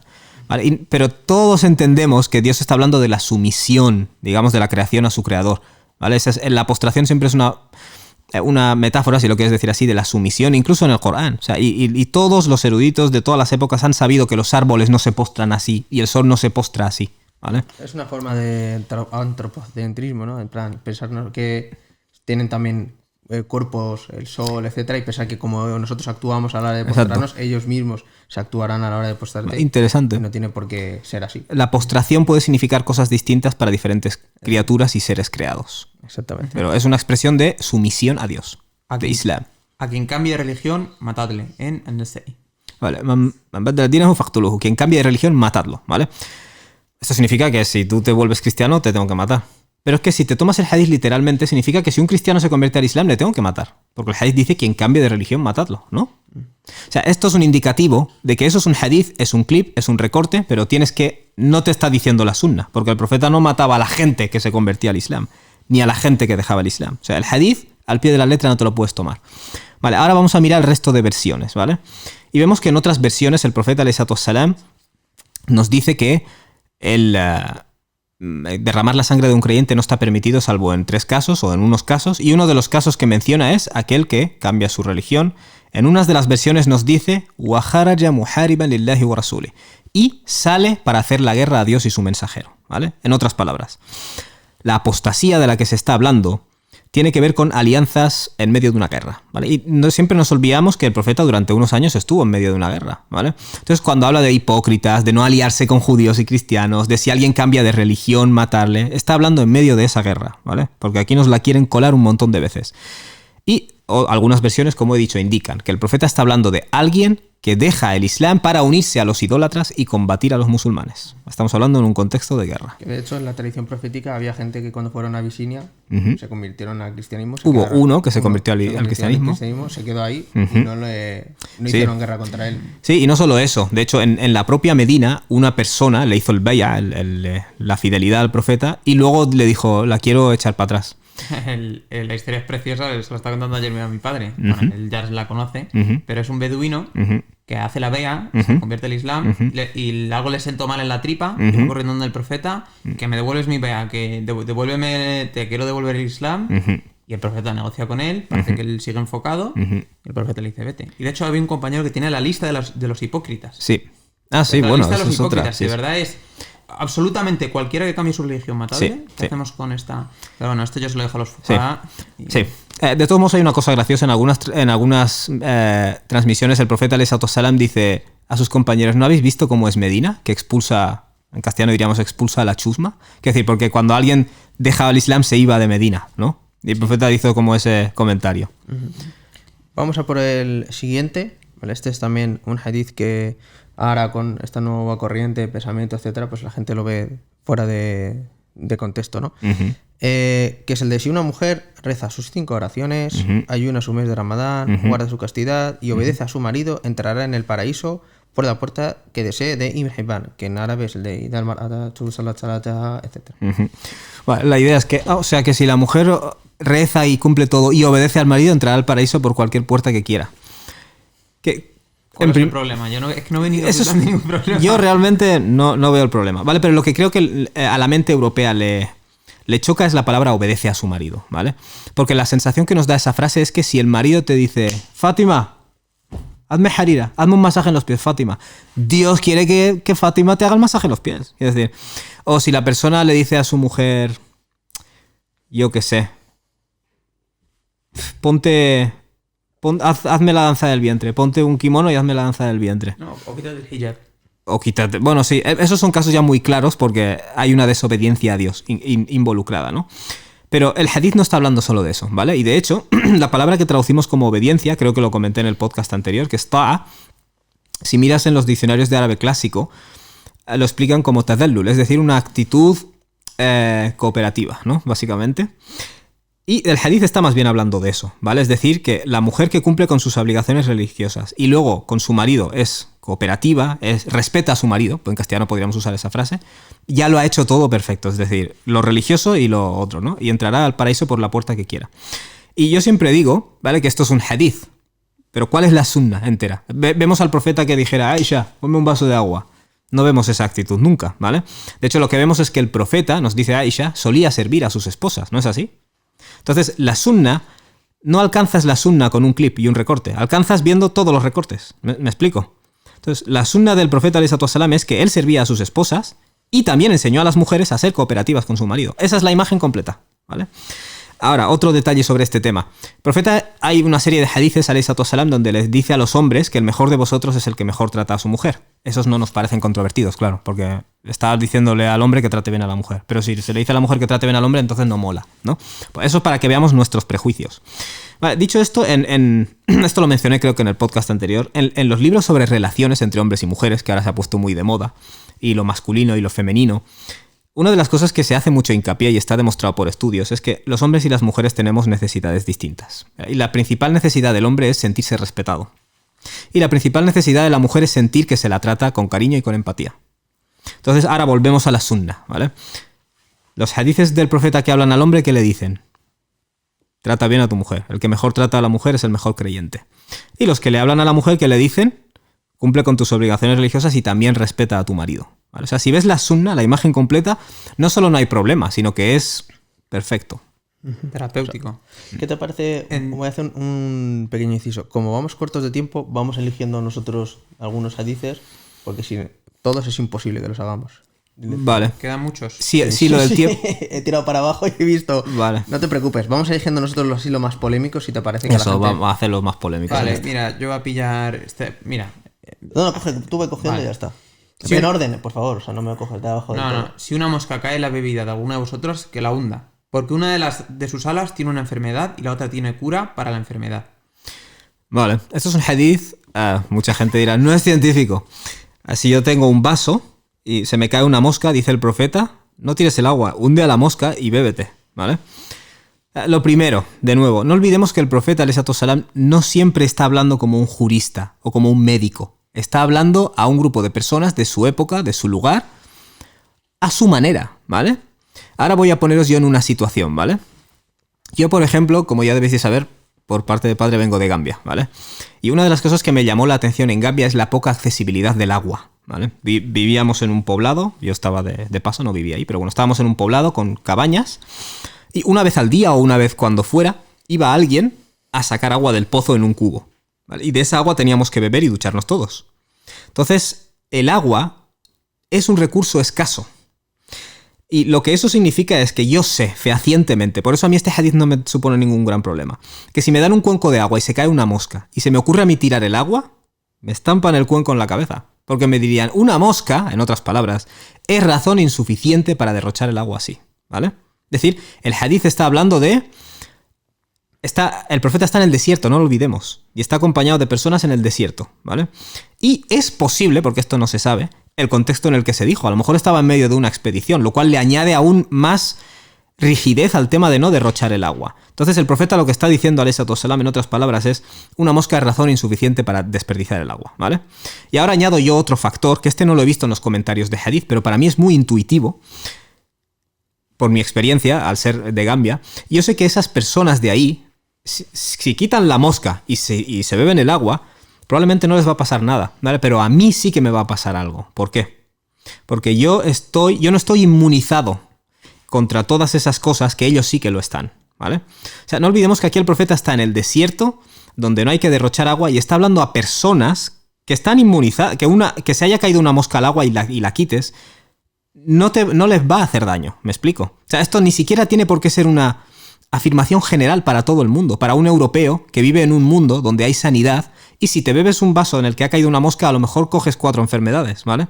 Pero las personas que viven en entornos hostiles donde hay poca agua, donde la mayoría de agua que beben ya está sucia de por sí, o no está totalmente limpia, para ellos sería una acción estúpida, si se cae una mosca, deshacerse de esa agua. Es un derroche innecesario, ¿vale? Por eso hay que ver este hadith muy en su contexto. ¿Y la parte de que una ala tiene la cura y otra la enfermedad? Eso podría ser simple. No, eso, o sea, yo no soy un experto en hadith, pero eso podría ser hipérbole. O sea, podría ser mubálaga o una expresión retórica. Como si yo te digo en castellano decimos la frase lo que no mata engorda. Se cae una mosca en mi agua y yo te digo, Nordin, no tires el agua a la basura. Saca la mosca y bébete el agua. Lo que no mata engorda. ¿Vale? Podría ser una frase así. Tengo aquí unos cuantos estudios científicos que hablan Let's go. de posibles beneficios sobre el tema este de... Comer moscas. No, comer moscas no. Beber agua donde ha caído moscas. No, pero sí... Vale. No hay bromas con el hadith, porque pero sí que tengo aquí varios estudios sobre... de Science News, que es una revista científica, que habla de... patógenos. Es un lenguaje muy pero parece ser que lo que es las conclusiones... habla de que lo voy a tener que decir en inglés. Dice, the flies were given some of the cultured microbes for certain diseases. After some times, the germs died and no trace was left of them, while germ-devouring substance formed in the flies, bacteriophages. If a saline solution were to be obtained from these flies, it would contain bacteriophages able to suppress 4 kinds of disease, inducing germs and to benefit immunity for other kinds. Bueno, lo pondré ahí en la descripción, pero parece ser que sí que hay algún tipo de beneficio a nivel científico actual, que para mí no significa nada, pero sí que parece ser que hay algún tipo de beneficio. Y que no te va a hacer nada una mosca en un vaso de agua. Sí, de todos modos, yo creo que de manera bastante intuitiva, si a mi hijo se le cae una mosca en el vaso de agua, yo la tiraré y le pondré otra agua. O sea, quiero decir, entiendo que no en todos los... Una frase es un hadith y es un clip. No todos los contextos vas a hacer lo mismo. Me explico. No es lo mismo si es un niño o si es un adulto. Si es un sitio donde hay mucha agua o donde no. Si es un sitio donde la gente está inmunizada o no. ¿Me entiendes? O sea, el profeta lo dijo en un contexto que es un conjunto de variables. Pero en otros conjuntos de variables, pues no hay ninguna prueba de que el profeta esté aquí dando un consejo universal para todo el mundo, en todas las épocas, en todos los lugares, en todas las condiciones médicas, etc. Es un clip. Voy a por el siguiente, ¿vale? Perdón, y la sunna en este caso, ¿cuál es? Siempre tomar la medida que sea más segura. Eso es la sunna, la conocemos de cientos de hadices. Porque a veces la gente se obceca en el hadith. El hadith puede ser algo dicho en un contexto con unas circunstancias que puedes entender y a lo mejor ni las puedes entender. Pero la sunna está clara. La sunna es que siempre que hay una opción donde hay peligro médico, la evites. Eso es la sunna. Y está en el Corán también, que no os lancéis a la destrucción. Es decir, que al final... Nunca confundamos un hadith con la sunna, que ese en gran medida es el problema. Vale. Siguiente. Bostezar de Shaitán. Así que hay que hacer lo posible por detenerlo. Si uno dice al bostezar... Bueno, al bostezar sueles decir... Exactamente. Shaitán se Más bien. Entonces, Lo de... no. Vale. Hay un patrón en muchos hadithes que cuando el profeta dice algo es de Shaitán, simplemente te está diciendo esta cosa es mala y hay que evitarla. ¿Vale? Por ejemplo, al-ajalu min ash-shaitan. Las prisas son de Shaitán. ¿Vale? En castellano es un mundo menos religioso, digamos, y usaríamos otras frases, como yo que sé. Las prisas no traen nada bueno, ¿vale? El bostezo. Ahora, ¿por qué el bostezo es de Shaitán? ¿Vale? En los comentarios que he ojeado, muchos eruditos creen que el profeta lo que está hablando no es del factor biológico de bostezar, que es algo natural, sino de el... ¿vale? Que es de hecho lo que el hadith menciona al final. Es decir, el ser un vago, ¿vale? El tener falta de modales. De hecho, en España, curiosamente, si yo estoy en público, estoy en clase, o estoy hablando con alguien y bostezo así, se ve como que es de mala educación. ¿Vale? Este hadith está enseñando esa etiqueta, ¿vale? El bostezo no es algo bueno, ¿vale? Especialmente cuando estás indicando con él pereza extrema, ¿no? Vamos a decirlo así. Y cuando la persona llega hasta el punto de hacer esta expresión sonora, Shaitán se ríe de él. Lo que eso significa es que a Shaitán le agrada. O al mal en general le gusta que las personas seamos perezosas, ¿vale? Eso es el significado general del hadith. Muchos hadithes dicen Shaitán y tenemos que entenderlo con cuidado, ¿vale? La mujer es mentalmente deficiente. Varias fuentes. Vale, traducido así suena fatal, pero así es como me lo pegan, ¿vale? Por eso lo he puesto así. Vale, lo que el profeta dice, alayhi salatu wassalam, de hecho creo que es aquí sí que el idioma juega un papel importante. El profeta dice que la mujer tiene un nuqsan en el aql y un nuqsan en el din, ¿vale? Claro, nuqsan decimos deficiente, pero es que en castellano deficiente tiene un significado muy concreto, que es que eres tonto, básicamente, en un lenguaje además coloquial e insensible. Vale, una deficiencia quiere decir una reducción. El verbo naqasa yanqusu, ¿qué significa? Reducir, ¿no? Cuando el profeta dice la mujer tiene una reducción en el din, lo que quiere decir es que hay algunas obligaciones del din que no tiene que llevar a cabo. Literalmente. En árabe, nuqsan. De hecho, cuando la primera vez que yo vi deficiencia y miré el árabe y ponía nuqsan, dije, aquí te la están colando un poco, ¿vale? Que sí, tú puedes decir que alguien es naqis en su aql, en el sentido de deficiencia, o también en el sentido de que tiene menos responsabilidades, ¿vale? Si tú tienes un naqs en el din, por ejemplo, yo ahora estoy de viaje, por tanto tengo un naqs en mi salat, ¿vale? Es decir, hago una reducción en mis oraciones. Eso no dice intrínsecamente que yo sea espiritualmente inferior, ¿vale? Que es como la gente entiende ese hadith. Y aquí las traducciones hacen más daño. Pero no solo la traducción, sino según quien te lo diga, como te lo diga en el khutbah, te la puede liar también. ¿Vale? Y el nuqsan en el aql, ¿qué significa? Una reducción en sus obligaciones intelectuales, ¿vale? Hemos dicho una reducción en sus obligaciones religiosas, que de hecho en algunas versiones del hadith el profeta mismo dice, alayhi salatu wassalam, cuando ella está menstruando, por ejemplo, no reza. Pues ese es su nuqsan en el din, ¿vale? Es decir, es su reducción en el din. Y luego el profeta dice, alayhi salatu wassalam, refiriéndose a lo del testimonio que existe en el Corán, ¿no? Cuando se va a contraer una deuda, traed a 2 testigos, y si no encontráis por un varón, que no encontréis 2 mujeres, ¿no? Entonces el profeta dice, ese es su nuqsan en el aql, es decir, esa es su reducción en, digamos, sus responsabilidades intelectuales, en este caso. No que ella es más tonta, ¿vale? Porque ahí te la cuelan bastante. Y ya está. No sé, ahora podríamos preguntar por qué en el testimonio de pero eso ya supongo que es tema para otro día. He escuchado algún alien que dice el tema de que las mujeres al final, sobre todo en la época premoderna, tenían muchas más responsabilidades a nivel de familia, a nivel con los niños y tal. Entonces muchas veces el tema de acordarse de este tipo de temas, transacciones financieras y tal, obviamente va a ser mucho mayor peso que para un hombre que normalmente solía tratar con esos temas. Claro, no es ningún secreto esto realmente, a menos que tengas ganas de liarla. Y realmente, en el mundo premoderno especialmente, el hombre llevaba las transacciones comerciales, y de hecho es como Dios, teniendo en cuenta ya las responsabilidades que tiene la mujer, le quita esto a ella y se lo pone más al hombre. Pero hoy en día, con nuestra visión europea, lo vemos al revés. Machista porque no somos iguales.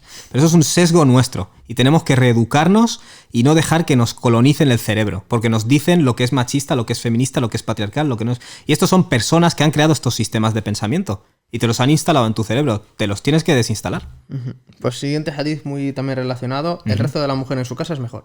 Vale. Yo, en general, esto, como diría Muhammad Ali, yo no veo dónde está el problema, pero bueno, hay mucha gente que dirá, entonces, ¿por qué? Porque si el hombre reza fuera es mejor y la mujer en casa es mejor, ¿no deberíamos ser iguales? De nuevo, aquí estamos dejándonos llevar por una definición de ser iguales que nos han dado. Vale, ahora, de nuevo, esto es un hadith. Vamos a ver qué es lo que dice la sunna.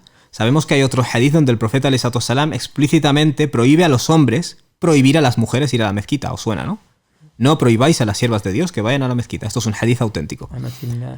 Entonces, ¿cuál es la sunna? Esto es un hadith, ¿vale? Es un recorte, es un clip. Si quiero ver la sunna, tengo que ver todas las evidencias al respecto. Aquí el profeta le dice a la mujer, mejor reza en casa. Alayhi salatu wassalam. Pero por otro lado le dice a los hombres, si ella quiere ir a la mezquita, te prohíbo que se lo prohíbas. ¿Vale? O sea que si quieres tener la sunna, tienes que ver todo lo que ha dicho el profeta alayhi salatu wassalam. Añadido a esto, el Islam es una religión de hayá, es decir, el Corán usa la frase waqarna fi buyutikun, por ejemplo, permaneced en vuestras casas. Pero luego es interesante que ves que las esposas del profeta no se quedaron encerradas en casa, ¿vale? ¿Qué significa esto? Que lo que el Corán está diciendo es que llevemos una vida más doméstica. Aunque en castellano diríamos que no seas tan callejero, ¿vale? Intenta ser una persona más de casa, ¿vale? A mí me gusta casarme con una mujer que sea más de casa. Como mujer me gustaría casarme con un hombre que sea más de casa. Eso es lo que estos hadices indican. No es una prohibición total de que salgas, porque entonces ¿cómo me explicas que las esposas del profeta salían? ¿Cómo me explicas que el profeta dice que no prohibamos a las mujeres ir a la mezquita si quieren? ¿Me entiendes? O sea, es una imagen de conjunto, y eso es lo que llamamos la sunna, no el recorte. Todo el cuerpo se descompone salvo el coxis, y la persona será resucitada a partir de este. Vale, yo de hecho este hadith no lo conocía hasta hace poco, pero está en las listas de errores científicos, porque el hadith dice que todo el ser humano se descompone salvo el coxis, que es el hueso que tenemos aquí abajo, al final de la columna. Y la cosa es que me puse a ojear algunos, creo que tengo por aquí, algunos comentarios de hadith, y los eruditos, de hecho, no lo entienden de manera literal, ¿vale? Ahora intentaré daros algunos ejemplos. Lo curioso es que muchos de estos eruditos que dan estas interpretaciones son premodernos, medievales. Correcto. Que no es que vieran en la ciencia y dijeran, oye, tenemos que reinterpretar esto. Exactamente. Está diciendo, oye, el nas, o lo que es el matn del hadith, el texto está diciendo esto. Sí, exactamente. Muchos, como lo de sol postrándose, no es que con la ciencia lo interpretamos metafóricamente. Los eruditos medievales ya lo estaban interpretando literal, de manera metafórica. Vale, perdona, repíteme el hadith que has dicho. Todo el cuerpo se descompone salvo el coxis, y la persona será resucitada a través de este. Vale, todo se descompone salvo el coxis. Varios comentadores de hadith, y esto lo menciona Ibn Hajar en Fathul Bari, varios comentadores de hadith dicen que simplemente lo que el profeta está diciendo es que ese hueso o esa parte del hueso tarda más en descomponerse. Vale, ¿cuál es la base? Yo siempre que leo estos comentarios intento encontrar una manera de decirlo en castellano. Si yo en castellano te digo, el cuerpo se pudre, pero los huesos no se pudren nunca, o tardan la vida en podrirse, ¿vale? O cosas de este tipo. No estoy diciendo literalmente que nunca se pudren, lo que estoy diciendo es que tardan más, ¿vale? Y de hecho esta es la opinión de varios eruditos, bueno, lo menciona de hecho en Fathul Bari. Al-Muzni, que es un estudiante de Imam Shafi'i, lo interpreta así, y varios otros eruditos que no os voy a aquí meter un rollo, pero sí. La cuestión es que es como lo de la semilla negra lo cura todo. Ese todo no es absoluto, ¿vale? Decir que el coxis no se descompone no quiere decir literalmente que nunca se va a descomponer o nunca se va a dañar, ¿vale? Y los eruditos de hecho mencionan cosas como ¿y si alguien te quema? O ese tipo de cosas. O sea, quiere decir que el coxis en muchos casos se va a deteriorar. Pero es como si yo te digo en castellano, este tío no envejece nunca, ¿vale? Usamos mucho esa frase. No nos estamos refiriendo, como José Hurtado, ¿no? Parece que no envejece nunca. No es literalmente que no envejece nunca, es un decir, ¿vale? Hombre, imagino que también ellos tendrían... O sea, habían visto gente muerta, claro, habían visto tumbas abiertas. Que esta gente no era estúpida. Claro, claro. Siguiente. Si la mujer no atiende a la demanda del hombre, Los ángeles la maldicen toda la noche. Entiendo que de maldad de carácter sexual. Correcto. Muslim. Este nos lo saltamos, ¿vale? Buscamos otro. No, es broma. De hecho, creo que este es uno de los importantes para tratar. Mira, de nuevo, esto es un hadith, ¿vale? Yo voy a devolver siempre a lo mismo. No te creas que por leer un hadith ya conoces la sunna, que es lo que Dios nos ordena seguir en el Corán. ¿Correcto? Vale, ahora vamos a este hadith. En primer lugar, el hadith dice que si el hombre llama a la mujer y ella no responde a la demanda, los ángeles la maldicen, ¿no? Vale, ahora la gente dirá, ¿y si la mujer se encuentra mal? ¿Y si no sé qué? ¿Y si no sé cuántos? Que es la típica pregunta. Vale, el otro hadith del profeta nos dice la darara o la dirar. Tú no puedes hacer daño a nadie ni reciprocar el daño. Entonces, esto automáticamente implica que cualquier forma de forzar a alguien, y podríamos aquí incluir chantaje emocional, no está permitida. Entonces, ¿de qué está hablando el hadith? Necesariamente tiene que estar hablando de un caso concreto, ¿vale? Y yo intento traducirlo a vocabulario moderno, lo que leo en los comentarios de hadith. Hay una cosa que se llama... no sé cómo lo llaman. Chantaje sexual, creo que lo llaman. Es decir, básicamente la otra persona te priva de tu acceso al sexo para conseguir algo o para presionarte o lo que sea, ¿vale? Y es perfectamente posible que el profeta esté hablando en ese contexto, ¿vale? Porque sabemos que tú no puedes forzar a alguien a mantener relaciones sexuales en contra de su voluntad. Dicho esto, por otro lado, volviendo a nuestras sensibilidades europeas, hay otro hadith donde Abdullah bin Amr bin al-As se pasa las noches rezando, ¿vale? Y el profeta va a él, alayhi salatu wassalam, y le dice varias cosas, ¿vale? Le dice, tu cuerpo tiene derechos sobre ti y tu mujer tiene derechos sobre ti, ¿vale? Si te fijas, es exactamente lo mismo que este hadith a la inversa. Cuando tú estás diciendo que la mujer tiene un derecho sobre ti, significa automáticamente que tú tienes una obligación hacia ella, ¿vale? Obviamente, si le dices a alguien por la noche no reces, tu mujer tiene derechos, se está hablando del ámbito íntimo y de la compañía. Así que el profeta también le está diciendo a un hombre, tu mujer tiene el derecho a tener acceso a ti, y por alguna razón ahí no vemos controversia. La vemos cuando se lo dice a la mujer, ¿vale? Por eso estoy intentando decir que la sunna es justa y es equilibrada, porque es la aplicación práctica del Corán. Los recortes, claro, como los clips que he mencionado que me sacaron a mí, con los recortes puedes llegar a toda clase de conclusiones, claro, pero eso no representa lo que yo pienso, ¿vale? Entonces, la sunna del profeta, ¿cuál es? Yo he visto en sitios que pone, en Islam puedes violar a tu mujer. Pues, de hecho, ni siquiera derivas eso del hadith. Lo único que dice el hadith es que ella será mal vista por Dios. Ni siquiera está diciendo que tú la puedas forzar, eso para empezar. Pero ella puede ser mal vista por Dios si se salta esta necesidad tuya y viceversa. Lo interesante es que cuando el profeta le dice a Abdullah bin Amr bin al-As, tu mujer tiene derechos sobre ti, Abdullah bin Amr no estaba diciendo estoy cansado, me duele la cabeza. Él estaba diciendo me paso la noche rezando. Quiere decir que si tuviera que haber una excusa, sería esa. Si tuviera que haber una excusa para no satisfacer sexualmente a la otra persona válida, sería el hecho de que estás rezando. Y aún en ese caso el profeta le dice no olvides que tu mujer tiene derechos. Y antes de que me saquéis otro hadith, me he acordado ahora de otro. Te va a pasar el resto de la noche. ¡Oh, tendría que haber dicho esto también! Sí, el problema es que se me ha ido de la cabeza. Qué lástima, porque era un hadith así muy... voy a intentar recogerlo de nuevo. Bueno, mientras, a mí se me ha ocurrido una cosa que podemos hacer. No sé qué te parece, Andari. Podemos coger y hacer un autoclip nuestro y luego promocionamos este episodio cogiendo una parte sin sentido. Entonces yo por ser mi propio enemigo. Y eso lo dejo en Yo os voy a vuestros... clipear a vosotros y voy a poner el clip y lo voy a poner, si quieres entenderlo, ponte en el vídeo. Pero es bueno, porque los jóvenes entenderán la diferencia entre el hadith y la sunna de una manera que nadie se las había explicado antes. Es más, voy a clipear solo a mi hermano pequeño, ¿qué os parece? Bien, bien, Todo mejor, rato, ¿sabes? mejor, firmo. Pero guapo que me clipeara diciendo la shahada y clipeara la ilaha, ¿sabes? Y dijera a la gente, está fuera. Se ha vuelto ateo. ¿Sabes? Vale, pues siguiente. A no ser que te acuerdes, pasa por el siguiente. Qué lástima. A ver, ¿de qué estábamos hablando? Del derecho del hombre Sí, que a la gratificación sexual. Y que esas cosas se ven ahora de forma diferente y que... Sí, exacto. Otro hadith dice el profeta alayhi salatu wassalam a la mujer que no ayune ni un día si no es con el permiso de su marido. Es verdad. ¿Vale? Y este creo que no lo he puesto en la lista. Un día optativo. Optativo, No, correcto, optativo. Exactamente. Y la gente, qué controversia. Realmente la controversia es solo porque menciona a la mujer. Y estamos programados para que cuando algo mencione a la mujer, reaccionemos. Pero si te paras a pensarlo lógicamente, si mi mujer ayuna, ¿vale? No podremos salir por ahí, no podremos ir a comer, no podremos mantenerla. O sea, hay una serie de cosas que me afectan a mí, ¿vale? Por tanto, tiene sentido. Y lo que me llama la atención es otro hadith donde Aisha, este está en Sahih al-Bukhari, está explicando una noche cualquiera, digamos, en su casa con el profeta alayhi salatu wassalam, y el profeta alayhi salatu wassalam estaba con ella en la cama y le dijo, Aisha, dame permiso para ir a adorar a mi Señor. Nadie saca este hadith y dice, ¿pero por qué tiene que pedir permiso? Claro, porque es un hombre pidiéndoselo a una mujer. Entonces no es controvertido, ¿vale? Y Aisha le responde, a mí me encanta tu compañía, pero lo que más me gusta es lo que a ti te guste, ¿vale? Y el profeta se fue a rezar, ¿vale? Pero quiero decir que me llama la atención que la sunna siempre es equilibrarlo. Yo tengo en cuenta tu opinión y tú tienes la mía, ¿vale? Tú me respetas, pero yo te trato bien.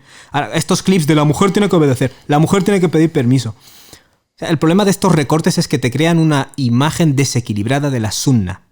Y como la gente cree que poner recortes y pegarlos equivale a la sunna, entonces se meten en líos. Pero si entendieras que la sunna es la tradición del profeta y su ejemplo general, entonces te ahorrarías estos líos. De hecho, yo pienso que la mayoría de estos hadices, como he mencionado, no son más que cosmovisiones totalmente estropeadas y totalmente... que es el tema este de que todo lo que paso lo estoy filtrando bajo el filtro de el materialismo, el naturalismo, el feminismo, el liberalismo. Exacto. Exactamente. Eso. Y que son hadices que hasta hace poco a la gente les daba igual. O sea, que la gente literalmente. no los mencionaba ni eran controvertidos ni nada, porque se entendía en su contexto y se entendía el hadith como tal. ¿Y lo ha dicho el profeta? Genial. Ya está. Sí. Si lo El problema ha dicho, es ya está. que yo estoy influenciado por el materialismo. Todo tiene que ser una descripción científica. Por el feminismo. No se tiene que decir nada de la mujer que suene como que a ella se le da una responsabilidad. Entonces, cuando yo tengo estos filtros, los clips los puedo interpretar fatal. Y de hecho, muchos de estos... No tengo por hábito meterme en TikTok a ver a los exmusulmanes, pero cuando digo en Instagram, que se enfadan mucho, que la mayoría de vosotros sois gente que no tenía conocimiento y sois perezosos porque no habéis hecho esta investigación, porque yo tuve dudas de estos hadices e investigué el tema y no conozco a ninguno de vosotros que lo haya hecho.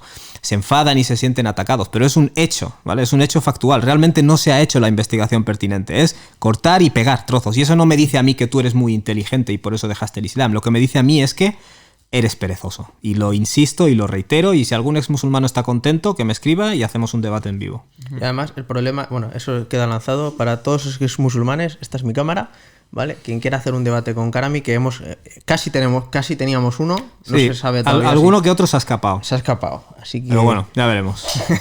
Luego, por otro lado, comentar que este tipo de hadices hacen daño a mujeres y a hombres al mismo tiempo, porque claro, muchos hombres pues dicen estos hadices como en plan, oye, pues obedéceme, oye, pues vas a ir al infierno, oye, pues vas a ir sin entender también el contexto, está tratando mal a la otra persona, etcétera. No, es que tú no puedes decir nada, es que eso es tu responsabilidad. Luego dirás que tu relación ha empeorado porque tú seguiste el hadith. No, tú no seguiste la sunna. Eso es lo que tenemos que subrayar aquí, ¿vale? No seguiste el ejemplo del profeta, alayhi salatu wasalam. Mucha gente que te dice, mira este hadith, tú le dices, el profeta trataba mal a su mujer y tal, y te dicen, no.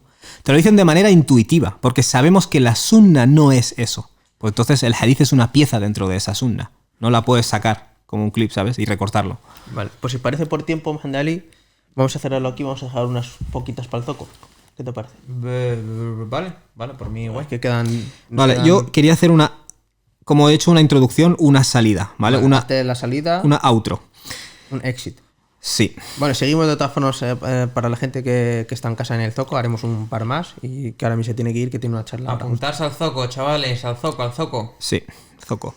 Muy bien. Vale, dicho eso, ahora mi texto, esa es mi cámara, Sí, ¿no? esa es tu cámara. Me dirijo a todos los jóvenes que os dedicáis en Instagram y en TikTok, a cortar y pegar hadices. Ya no estoy hablando solo de los coranistas, sino de los musulmanes que dicen seguir la sunna y lo hacen de manera irresponsable. La sunna es la tradición de un profeta, alayhi salatu wasalam. Es la personalidad de un hombre que se nos ha ordenado en el Corán tomar como ejemplo. No es cortar y pegar frases. De las 4.500 frases que se transmitieron en las colecciones de hadith, cuya intención es ayudarnos a reconstruir la sunna. Cada frase no nos da la sunna. Las frases nos ayudan a reconstruir la sunna, ¿vale? Son clips del profeta, alayhi salatu wasalam, y espero que con este ejemplo lo hayáis entendido. Así que tú, chaval, que vas a citar un hadith, y esto para todos los que me estén escuchando. Antes de citar un hadith, pregúntate lo siguiente. ¿Lo que voy a pegar y citar representa la sunna? ¿O hay un riesgo de que mis oyentes entiendan algo que de hecho es contradictorio con la sunna? ¿Vale? Porque tú pegas un hadith y nunca te paras a pensar eso. Como el que coge un clip mío y lo va poniendo por ahí y no se para a pensar, ¿estoy representando bien lo que Karami quería decir? ¿O lo que Karami piensa sobre este tema? Pues el profeta es igual, deberían temblarte las piernas antes de citar un hadith. Y esto es uno de los problemas del musulmán moderno de a pie ignorante. No nos tiembla el pulso a la hora de cortar y pegar hadithes. Pegas un hadith como uno que os habéis saltado, que lo voy a decir ahora. El perro negro es un shaitán, dice el profeta alayhi salatu wasalam. Hostia, estoy pensando que os habéis saltado hadices guapos, ¿eh? Bueno. Ahora Dale, si lo quieres, lo tratamos ahora en el zoco, trátalo ahora y... lo tratamos en el... Vale, solo voy a decir este. El perro negro es un shaitán. Lo pegas. Y cuando alguien dice eso es una cosa absurda que dijo tu profeta, o un musulmán dice eso suena absurdo, hermano. Tú le respondes, estás contradiciendo al profeta, estás negando la sunna. En realidad, tú, al citar ese hadith, eres tú quien está haciendo daño a la sunna. Porque es un hadith que depende de un contexto y lo tienes que explicar, ¿vale? Que de acuerdo a muchos eruditos, en la ciudad de Medina había una plaga de perros rabiosos, que eran un grupo de perros que eran de color negro, ¿vale? Y el profeta dice, cuando los veáis, matadlos, ¿vale? Obviamente, por razones de seguridad. De nuevo, ¿cuál es la sunna? La seguridad de las personas. Y el profeta dice que ese perro es un shaitán. Como hemos mencionado antes a lo largo del podcast, un shaitán es todo aquel que siembra el caos, ¿vale? El coronavirus es un shaitán, de acuerdo al árabe clásico, ¿vale? Entonces, no pegues ningún hadith tú que crees que vaya a ser malentendido o vaya a representar mal la sunna. Y si tú no sabes lo que significa, no pegues hadices, haznos el favor, porque estás alejando a la gente de la sunna. Toda esta oleada de coranistas, incluso de ex musulmanes que usan hadices para justificarse, son un producto en gran medida del uso irresponsable que los musulmanes hacemos y de esta confusión que tenemos de creer que cada hadith es la sunna, ¿vale? Plantéate si hay más versiones o investígalo. ¿En qué contexto se dijo? ¿Es general? ¿El profeta está hablando aquí en términos generales o está hablando como qadi? ¿Está juzgando un caso concreto? ¿El profeta está hablando de un medio o de un objetivo? ¿Vale? Es decir, cuando habla de la tierra, por ejemplo, a la hora de limpiar un utensilio, ¿la tierra es el objetivo o es simplemente el medio que tenían en esa época? ¿El profeta está usando algún recurso lingüístico, como pueda ser la hipérbole? ¿Vale? Este tipo de habla un poco exagerada. Que, por cierto, la gente del desierto era ruda. Entonces, si le utilizabas frases suaves, no te entendían. Por eso veis que muchos hadices usan palabras duras, como es para quemar las casas de los hipócritas, ¿vale? No es que se vaya a hacer, es que a ellos, si les hablas de manera suave, no les afecta, ¿vale? Es otro mundo. ¿Se está usando alguna frase del árabe clásico? Como por ejemplo el famoso hadith, cuando suena el adán, Shaitán huye tirándose pedos, ¿vale? Mucha gente dice, este es un hadith absurdo. Vale, en español tenemos frases como salir pitando o salir defecando leches, ¿vale? Usamos esa frase constantemente. Y en árabe clásico, cuando dices que alguien corre tirándose pedos, lo único que estás diciendo es que sale corriendo a toda pastilla, ¿no? ¿Hay una frase del árabe clásico que el profeta esté usando? Esa es una de las preguntas que tienes que hacer. ¿O está usando un vocabulario que puede ser malentendido por la mente moderna? Y ahora os dejo la conclusión. Si no estás capacitado para averiguar estas cosas y mencionarlas junto al hadith, no cites hadices, tío. Estás alejando a la gente de la sunna y Umar bin al-Khattab te hubiera puesto fino, ¿vale? Tenemos ejemplos en los que Umar bin al-Khattab le dijo a otros compañeros del profeta que paren de citar hadices. ¿Por qué? Porque él veía este peligro. El mismo Umar que se negó a compilar la sunna en un libro porque temía que iba a sustituir al Corán. Fijaos, Umar, la distancia con la que veía las cosas, ¿vale? Y todos sus temores se han confirmado. Y ya está. Conclusión, los hadices son peligrosos, no porque sean fiables o no sean fiables, sino porque hay que saber usarlos, ¿vale? Los reportes no son problemáticos si no se les coloca una expectativa de lo que no son, ¿vale? Cada reporte no es una representación de la sunna. Es cuando has creado esta expectativa falsa, que entonces te metes en líos. Tan extremo es el que cortapega clips del profeta sin parar y sin tener en cuenta los factores contextuales, etcétera, como los coranistas que niegan la sunna, ¿vale? Son dos extremos. Y por último, como todas las cuestiones, esta es una cuestión de equilibrio en el Islam. Y ya está, estas son las conclusiones que quería dejar. Dejad de citar hadices, chaval, si no tenéis la cualificación. Estáis haciendo daño a la sunna. Y si queréis cualificaros, estudiad. Adamacademia.com. Adamacademia.com. Podéis dejar los 7 días de Quran Stream. Y nada, Gendali, vamos a cerrar, que estamos pilladísimos. Nos vemos pronto, ¿dónde? En la última Medina. Y ahora el zoco. El zoco. ¿Eliges tú una pregunta o...? Sí, yo te quiero preguntar. Toda la mujer es desnuda. Eso es lo que iba a decir. Ibn Ibn Huzaymah. Vale.